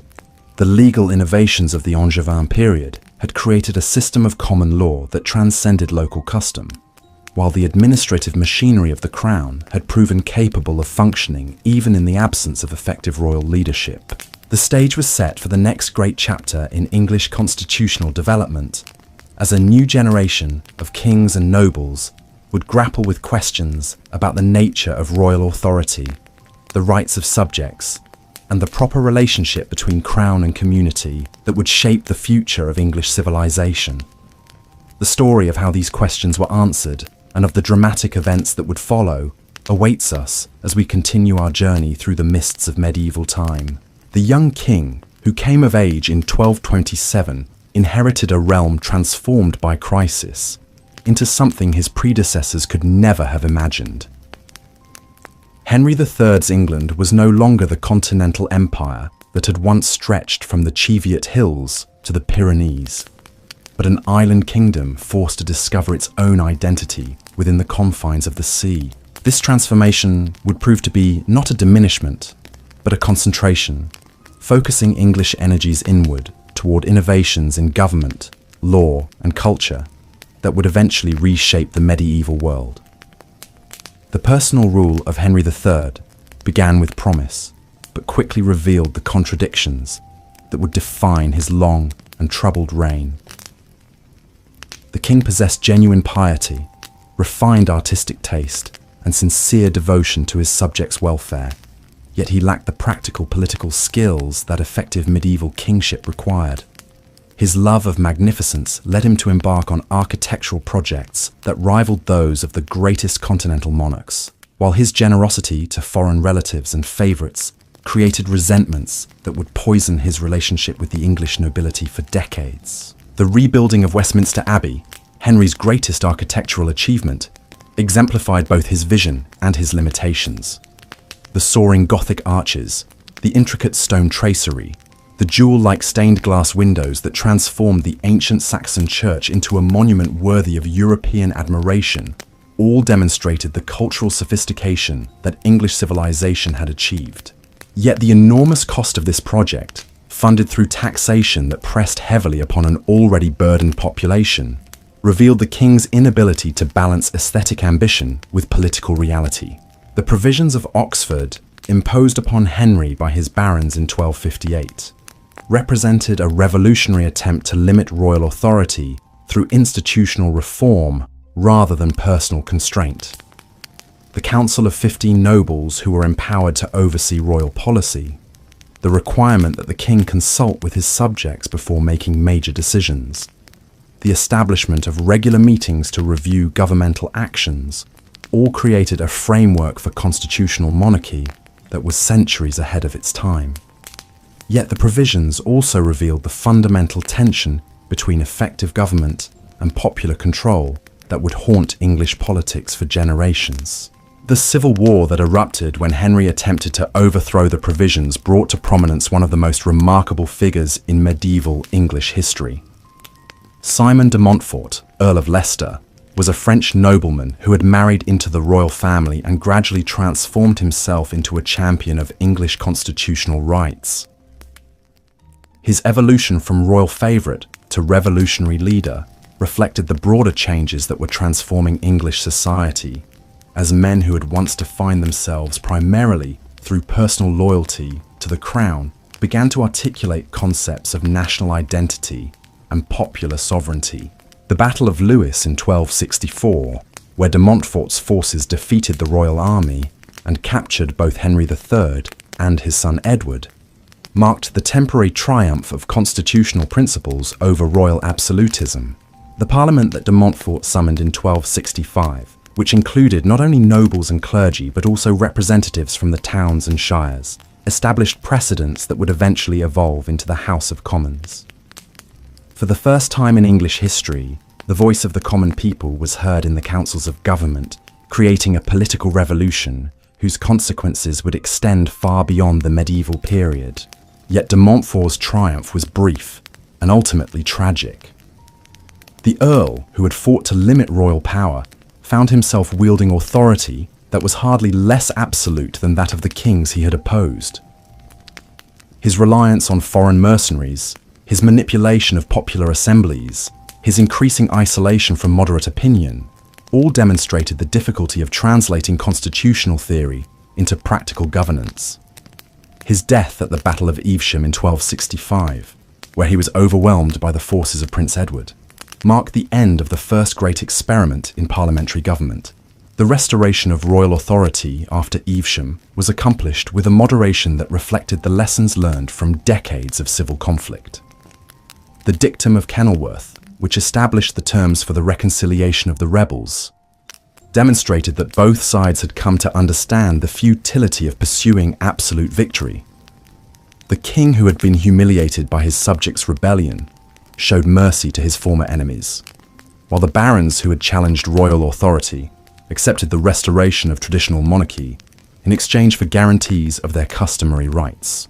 The reign of Edward III, who succeeded his father in 1272, marked the beginning of a new chapter in English history. The young king, who had learned the arts of war in the baronial conflicts of his youth, brought to the throne a combination of military skill, administrative competence, and political vision that would transform England into one of Europe's most formidable powers. His conquest of Wales, his intervention in Scotland, his legal reforms, and his development of parliamentary institutions would establish patterns of English governance that would endure for centuries. The Welsh wars that occupied much of Edward's attention during the first decades of his reign were more than military campaigns. They were exercises in cultural transformation that would reshape the Celtic periphery of the British Isles. The great castles that Edward built to secure his conquests from Caernarfon to Conwy were not merely fortifications, but symbols of English power, designed to overawe the Welsh people and demonstrate the permanence of their subjugation. The administrative system that he imposed upon Wales, with its English laws and English officials, gradually eroded the traditional Celtic customs that had governed Welsh society for centuries.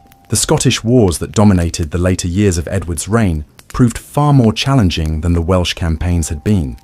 The death of Alexander III in 1286 and the subsequent succession crisis that brought Scotland under English suzerainty seemed to promise an easy extension of Edward's authority northward.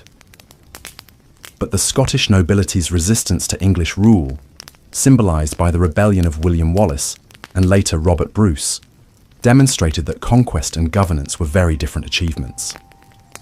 The battles of Stirling Bridge and Bannockburn would become symbols of Scottish independence and reminders of the limits of English power. The legal innovations of Edward's reign, embodied in the great statutes that bear his name, represented a systematic attempt to codify and rationalise the common law that had evolved during the previous 2 centuries. The Statute of Westminster, the Statute of Mortmain, the Statute of Quia Emptores, all addressed specific problems in legal procedure and property law, but their cumulative effect was to create a coherent system of jurisprudence that would eventually spread throughout the English-speaking world. The king who was known as the English Justinian left behind a legal legacy that would prove more enduring than his military conquests. The development of parliamentary institutions during Edward's reign reflected the practical necessities of governing a complex society, rather than any theoretical commitment to popular government.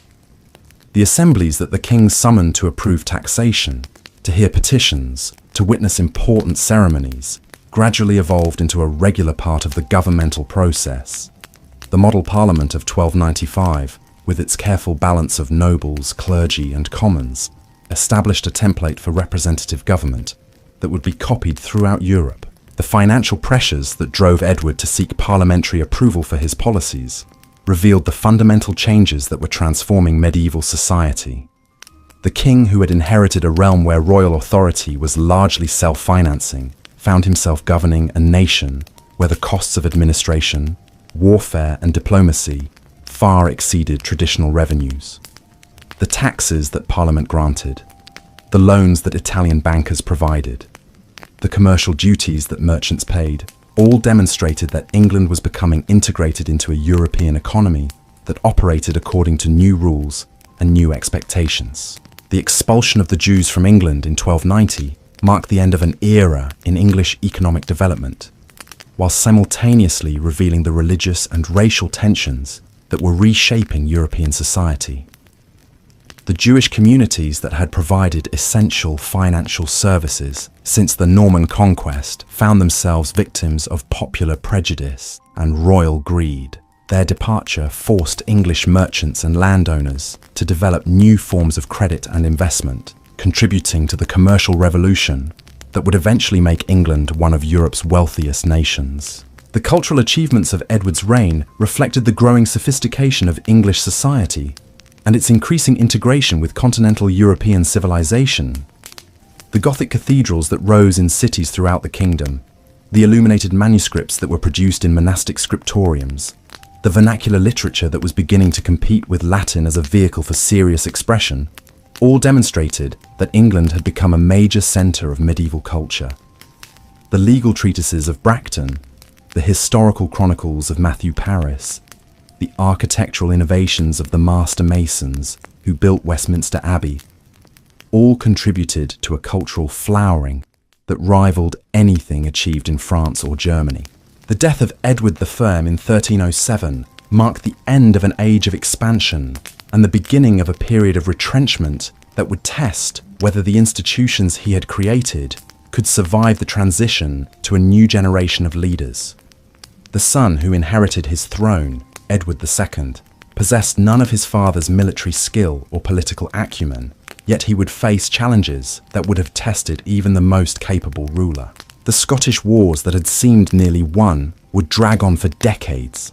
The financial problems that parliamentary taxation had temporarily solved would return with increased severity, and the constitutional questions that had been temporarily settled would re-emerge with new urgency. The reign of Edward II would demonstrate both the strengths and weaknesses of the governmental system that had evolved during the previous century.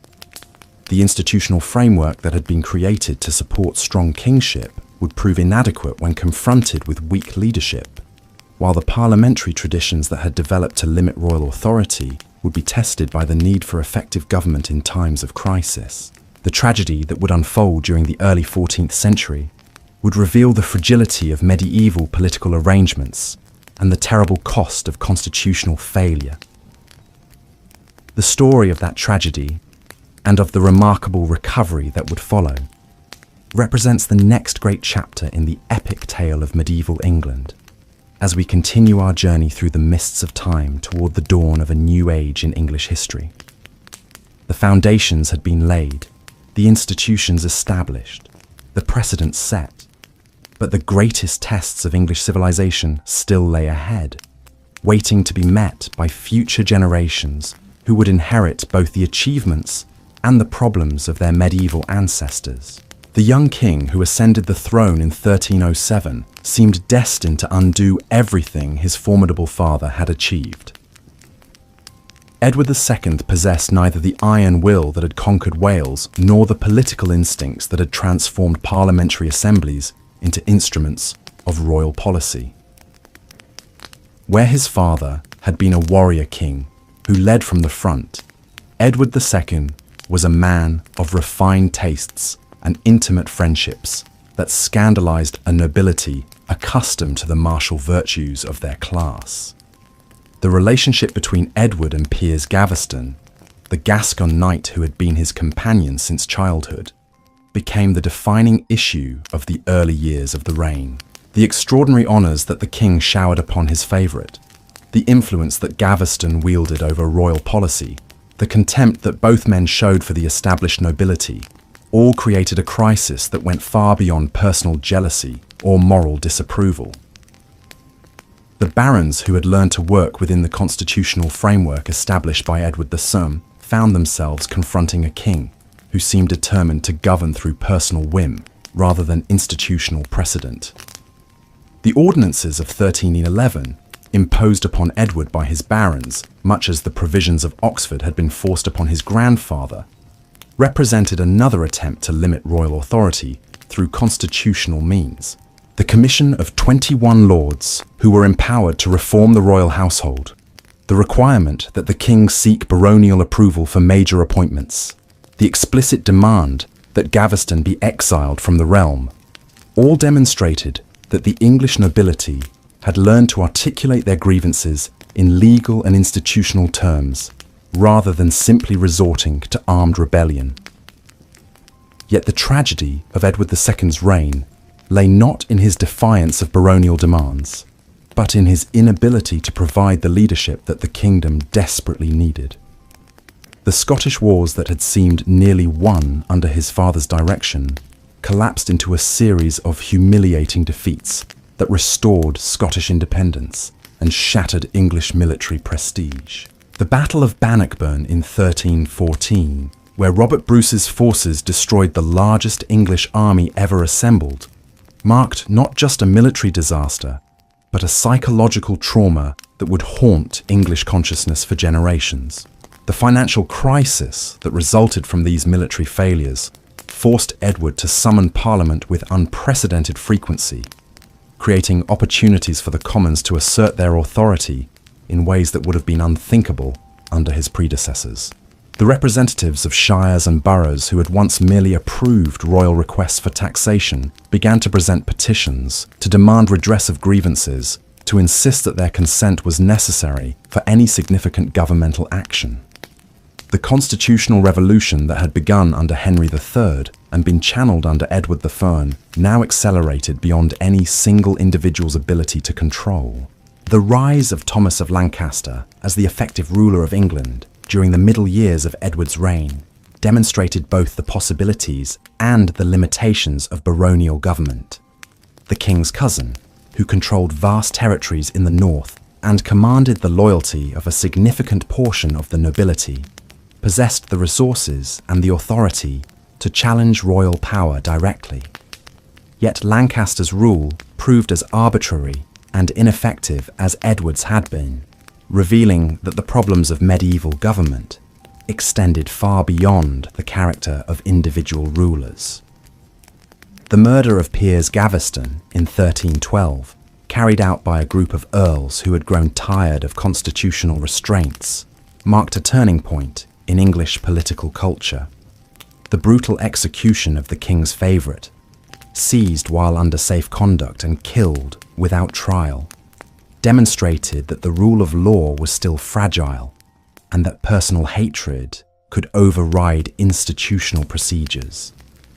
The trauma that this event inflicted upon Edward II transformed him from a weak but essentially harmless ruler into a man consumed by the desire for revenge. The civil war that erupted when Edward finally moved against Lancaster and his allies revealed how completely the consensus that had once united the English nobility had broken down.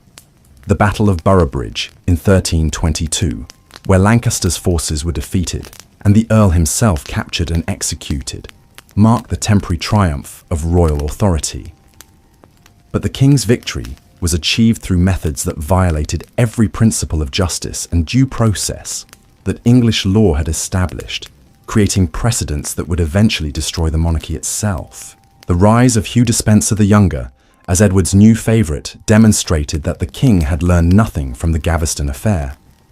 The rapacious greed with which the Despensers accumulated lands and offices, the contempt they showed for established legal procedures, the violence they employed against their enemies, all recreated the conditions that had led to the earlier crisis. The difference was that Hugh Despencer was far more dangerous than Gaveston had ever been, possessing both the administrative skills and the ruthless ambition necessary to transform favouritism into systematic tyranny. The invasion of England by Queen Isabella and Roger Mortimer in 1326 represented more than a rebellion against an unpopular king. It was a revolutionary moment that would reshape the relationship between crown and subject for centuries to come. The Queen, who had been humiliated by her husband's open preference for male favourites, the exiled Baron who had escaped from the Tower of London to seek refuge in France. Together, they assembled a coalition that included not just disaffected nobles, but representatives of the merchant classes and the common people who had grown weary of incompetent government. The speed with which Edward II's regime collapsed revealed how completely it had lost the support of the English people. The king, who had once commanded the resources of the wealthiest kingdom in Europe, found himself abandoned by his own servants, pursued by his own subjects, reduced to a fugitive in his own realm.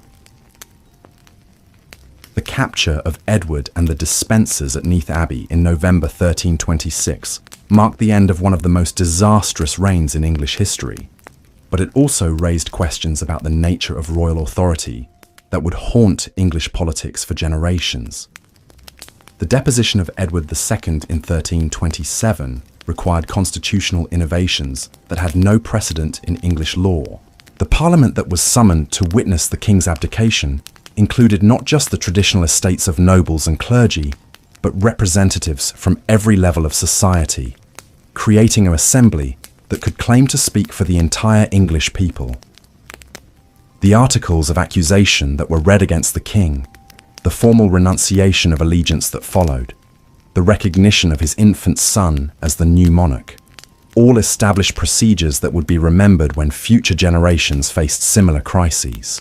The murder of Edward II at Berkeley Castle in September 1327, carried out on the orders of Roger Mortimer with the probable connivance of Queen Isabella, demonstrated that even the most elaborate constitutional procedures could not entirely eliminate the role of violence in medieval politics. The manner of the king's death, allegedly killed by a red-hot poker thrust into his bowels, was designed to leave no external marks while inflicting maximum agony. The symbolism was unmistakable. The king, who had violated the natural order through his unnatural relationships, had suffered a punishment that reflected the horror of his crimes. The regency of Isabella and Mortimer, which governed England in the name of the young Edward III, quickly revealed that the removal of a tyrannical king did not automatically produce good government. The Queen Mother and her lover proved as rapacious and arbitrary as the Despensers had been, accumulating wealth and power, while neglecting the administrative reforms that the kingdom desperately needed.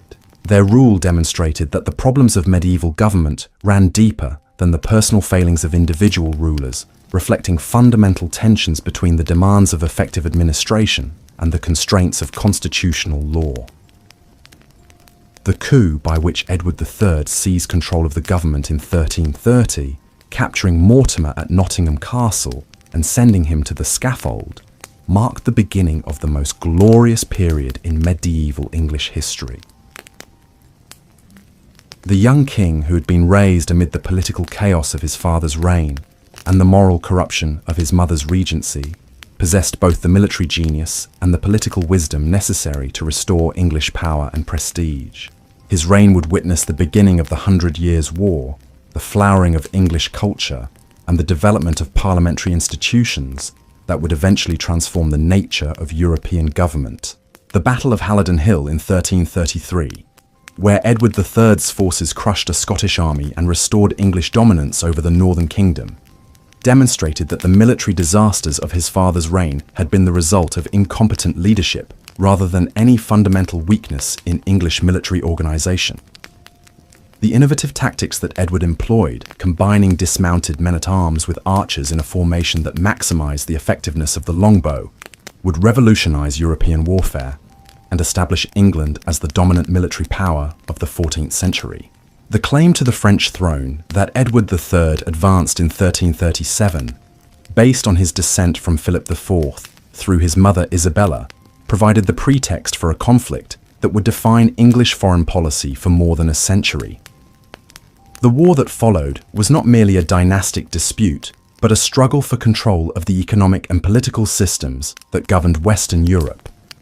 The English wool trade, the Flemish textile industry, the French wine regions, all became battlegrounds in a conflict that would reshape the medieval world. The great victory at Crécy in 1346, where Edward III's army destroyed the flower of French chivalry through the devastating effectiveness of massed archery, marked the beginning of English military supremacy that would endure for generations. The death of the blind King John of Bohemia, who rode into battle tied to his horse so that he could strike one blow for honor before he died, symbolized the passing of an age when individual heroism could triumph over technological innovation and tactical sophistication. The siege of Calais that followed Crécy demonstrated Edward III's understanding that lasting victory required not just military success, but strategic control of key positions. The year-long investment of the great port city, the systematic starvation of its population, the dramatic surrender of the burghers who offered their lives to save their fellow citizens, all created a legend that would inspire English patriotism for centuries. The establishment of an English garrison at Calais provided a permanent foothold on the continent that would serve as a base for future campaigns and a symbol of English power.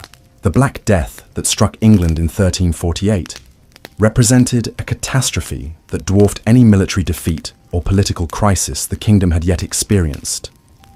The plague that had originated in Central Asia and spread along the trade routes of the medieval world killed perhaps a third of England's population, transforming every aspect of society in ways that would take centuries to understand fully. The social and economic disruption that followed would challenge every assumption about the proper ordering of medieval society and force innovations in government, law, and culture that would accelerate the transformation of England into a modern state.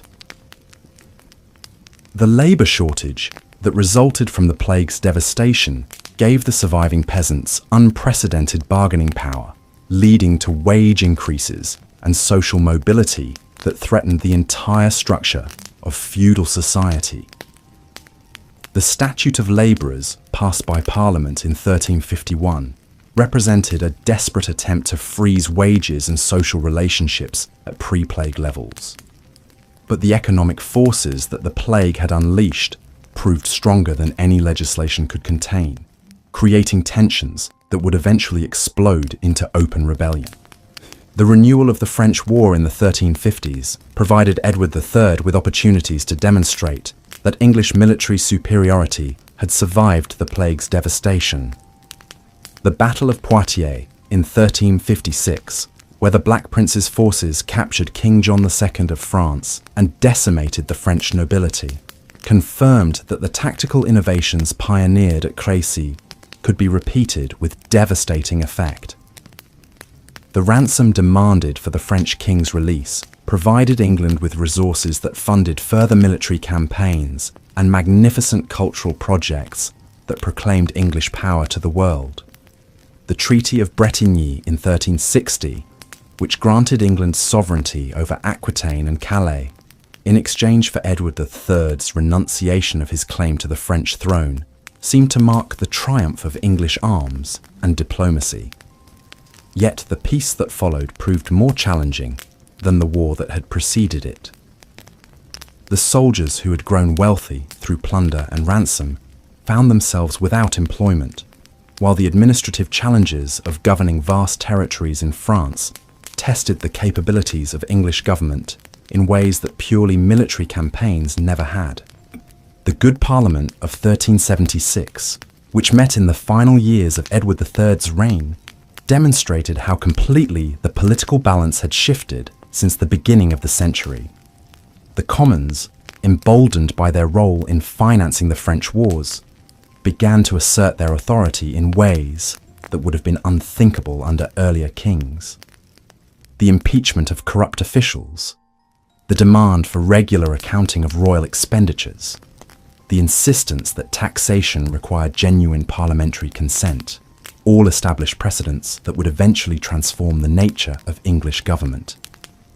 The death of the Black Prince in 1376 and of Edward III himself in 1377 marked the end of an age of military glory and the beginning of a period of internal conflict that would test whether the institutions created during the previous century could survive the transition to a new generation of leaders. The child who inherited the throne as Richard II would face challenges that would have tested even the most experienced ruler, while the barons who surrounded him would discover that the lessons of the past provided imperfect guidance for the problems of the future. The Peasants' Revolt of 1381, which erupted during the early years of Richard II's reign, represented the culmination of social tensions that had been building since the Black Death. The poll tax that triggered the uprising was merely the final straw that broke the patience of a peasantry that had endured decades of oppression and exploitation. The rebels who marched on London under the leadership of Wat Tyler and John Ball articulated demands that went far beyond tax relief, calling for the abolition of serfdom, the redistribution of wealth, and the establishment of a more egalitarian society. The dramatic confrontation at Smithfield, where the young Richard II faced the rebel leaders in person, demonstrated both the courage and the cunning that would characterize his reign. The king's promise to grant the rebels' demands, his apparent sympathy for their grievances, his willingness to risk his own safety to prevent further violence, all created a legend that would inspire future generations of English monarchs. Yet the brutal suppression of the revolt that followed, the execution of its leaders, the restoration of the old order, all revealed that even the most dramatic gestures of royal sympathy could not overcome the fundamental inequalities of medieval society. The story of how Richard II's reign evolved from this promising beginning to its tragic conclusion represents the next great chapter in the epic tale of medieval England. As we continue our journey through the mists of time toward the dawn of a new age in English history, the institutions had been tested, the precedents established, the foundations laid, but the greatest challenges to English civilization still lay ahead, waiting to be met by future generations who would inherit both the achievements and the problems of their medieval ancestors. The young king who inherited the throne in 1377 seemed destined to complete the constitutional revolution that had been building for over a century. Richard II possessed the intelligence, the education, and the royal charisma that his immediate predecessors had lacked. Yet he would face challenges that would test not just his personal character, but the very foundations of English government. The kingdom he inherited was no longer the feudal realm of his great-grandfather Edward III, but a complex society where new forms of wealth, new ideas about governance, and new expectations of royal authority were reshaping the ancient relationships between crown and subject. The cultural flowering that characterized Richard's court reflected the growing sophistication of English society and its increasing confidence in its own distinctive identity. The poetry of Geoffrey Chaucer, with its vivid portraits of English life from the knight to the ploughman, demonstrated that the English language had evolved into a vehicle capable of expressing the full range of human experience. The elaborate ceremonial that surrounded the king, the magnificent tournaments that celebrated chivalric ideals, the architectural innovations that transformed royal residences into palaces worthy of European admiration, all proclaimed that England had become a major centre of medieval civilization. Yet beneath this glittering surface, tensions were building that would eventually destroy both the king and the constitutional system he had inherited.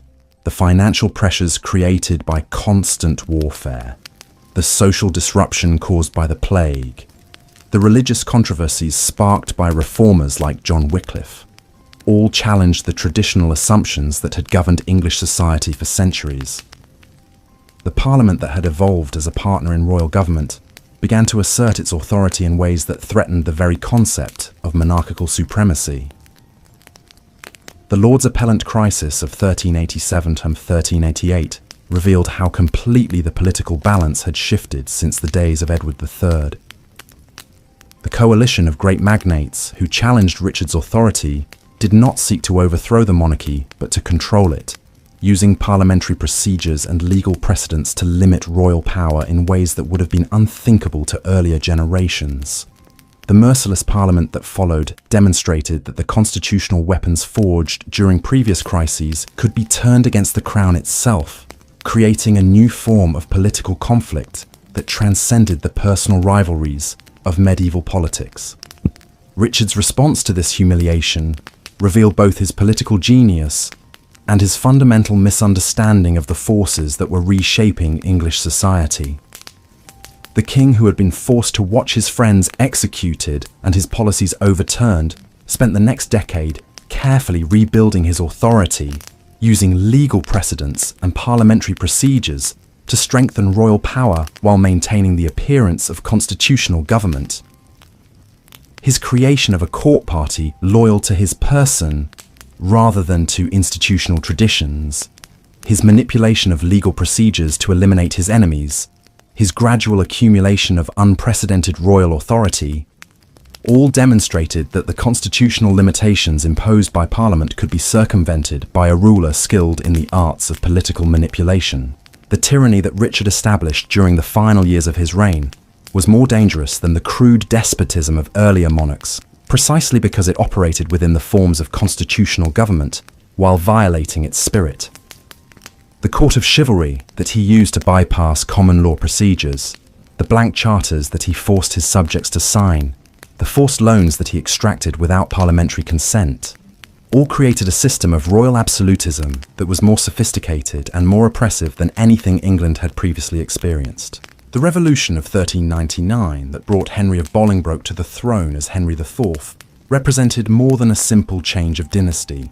It was a constitutional crisis that would reshape the relationship between Crown and Parliament for centuries to come. The Duke of Lancaster's claim to the throne, based on a combination of hereditary right and parliamentary recognition, established precedents that would eventually transform the nature of English kingship.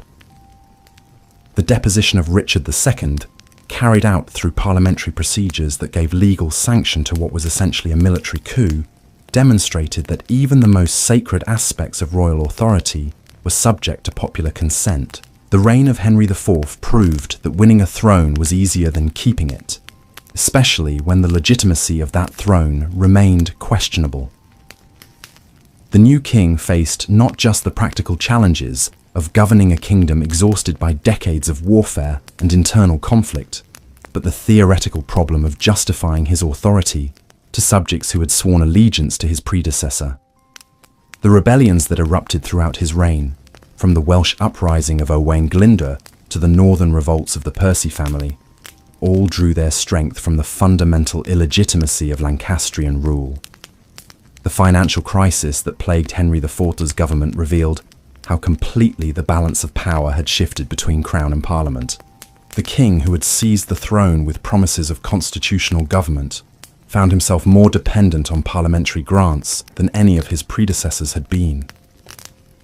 The Commons, emboldened by their role in legitimising the new dynasty, began to assert their authority over royal policy in ways that would have been unthinkable under the Plantagenets.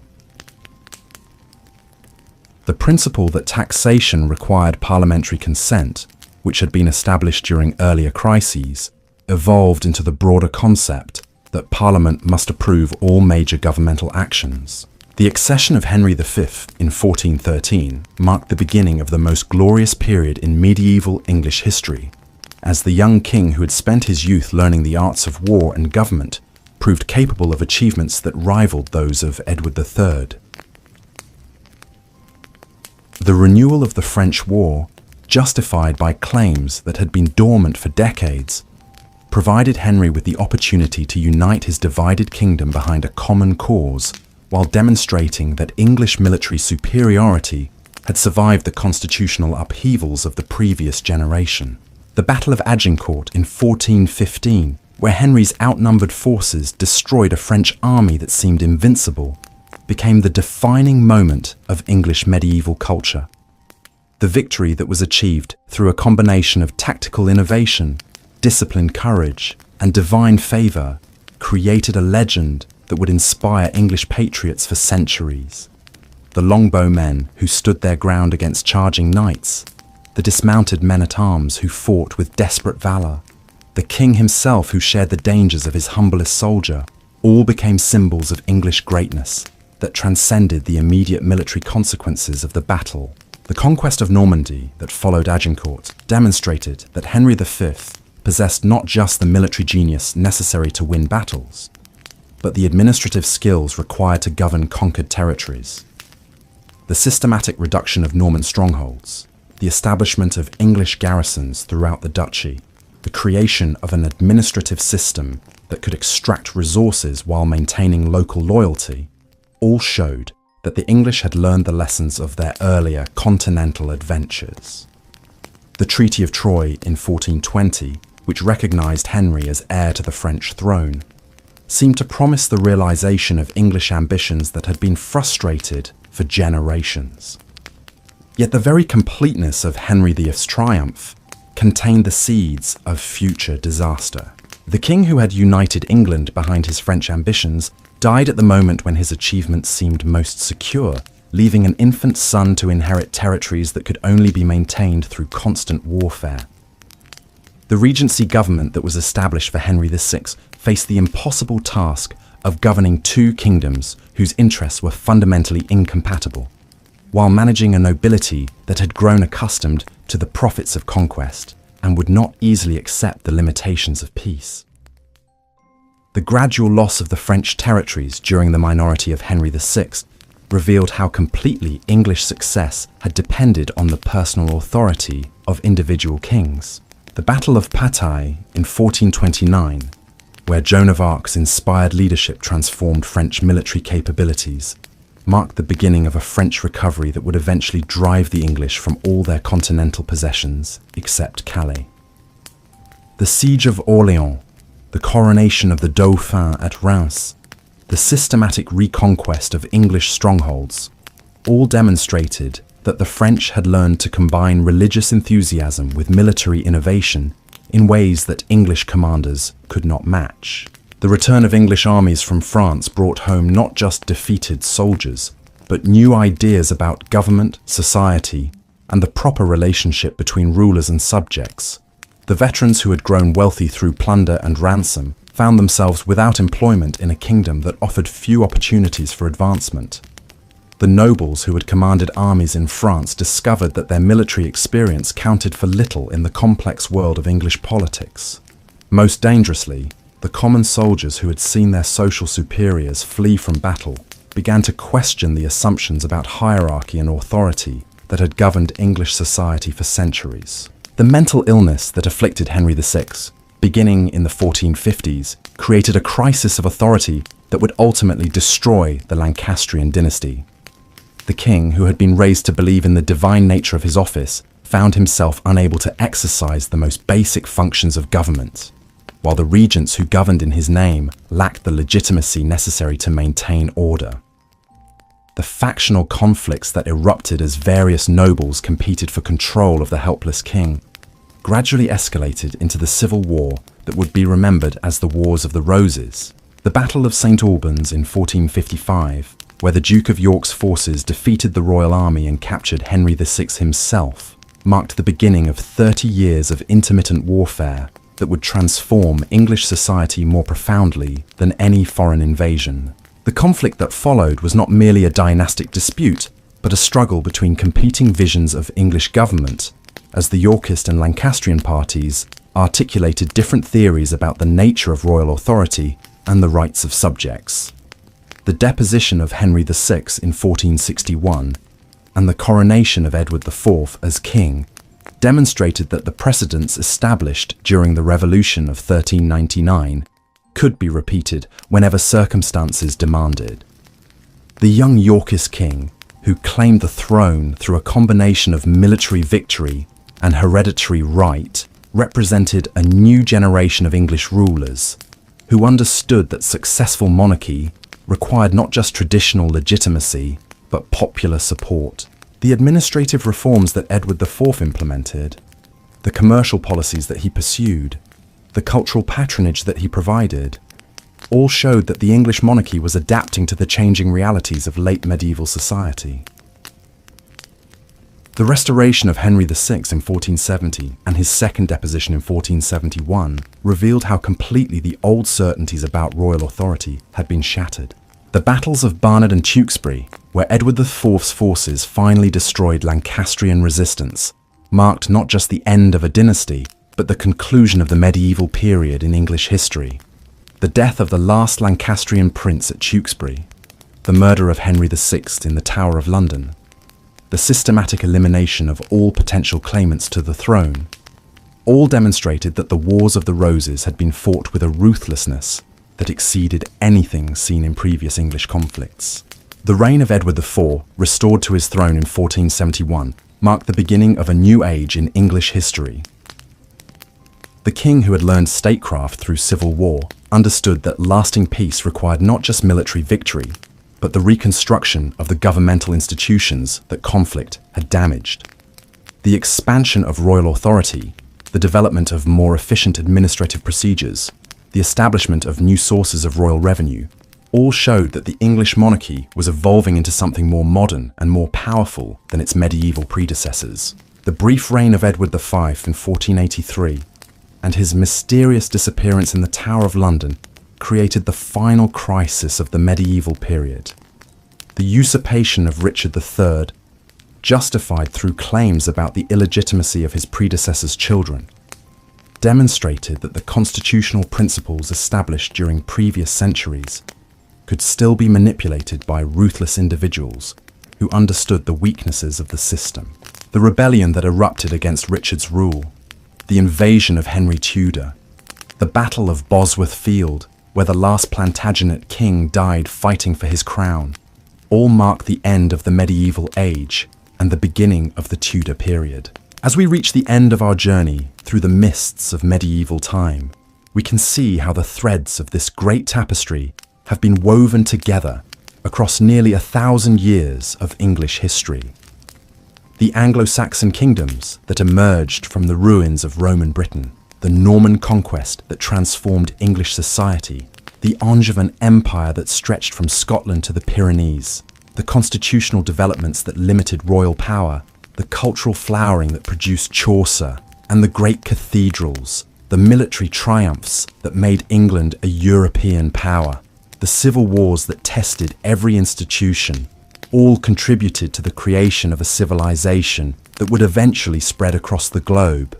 The England that Henry VII inherited in 1485 was no longer the feudal kingdom of William the Conqueror or the personal domain of Henry II, but a nation-state with sophisticated governmental institutions, a distinctive cultural identity, and a sense of historical destiny that would drive future expansion and achievement. The Parliament that had evolved from medieval assemblies would eventually become the mother of democratic institutions worldwide. The common law that had emerged from Anglo-Saxon custom and Norman efficiency would spread throughout the English-speaking world. The language that had absorbed influences from Latin, French, and Germanic sources would become the vehicle for a literature that would be read and admired wherever human beings sought to understand the complexities of existence. The story of medieval England is ultimately the story of how a collection of warring tribes became a unified nation, how feudal relationships evolved into constitutional government, how local customs developed into universal principles of law and justice. It is a tale of remarkable individuals who shaped the course of history through their courage, their wisdom, and their determination to create something better than what they had inherited. But it is also the story of ordinary people, farmers and craftsmen, merchants and soldiers who built the foundations of modern civilization through their daily labor and their willingness to defend the institutions that protected their rights and freedoms. As sleep carries you away from these ancient shores, remember that the medieval world was not a distant realm of knights and castles existing in romantic isolation, but the foundation upon which our modern world was built. The freedoms we enjoy, the laws that protect us, the institutions that govern us, all trace their origins back to those misty centuries when England was young and the future was being written in the deeds of men and women whose names still echo through the halls of history. In their struggles and triumphs, their failures and achievements, we can see reflected our own eternal human quest to create order from chaos, justice from oppression, and hope from despair. The medieval age had ended, but its legacy would endure forever, carried forward by succeeding generations who would build upon the foundations that their ancestors had laid with such courage and determination. The mists of time may obscure the details of individual lives, but the great themes of human aspiration and achievement that defined medieval England continue to inspire and guide us as we face the challenges of our own age.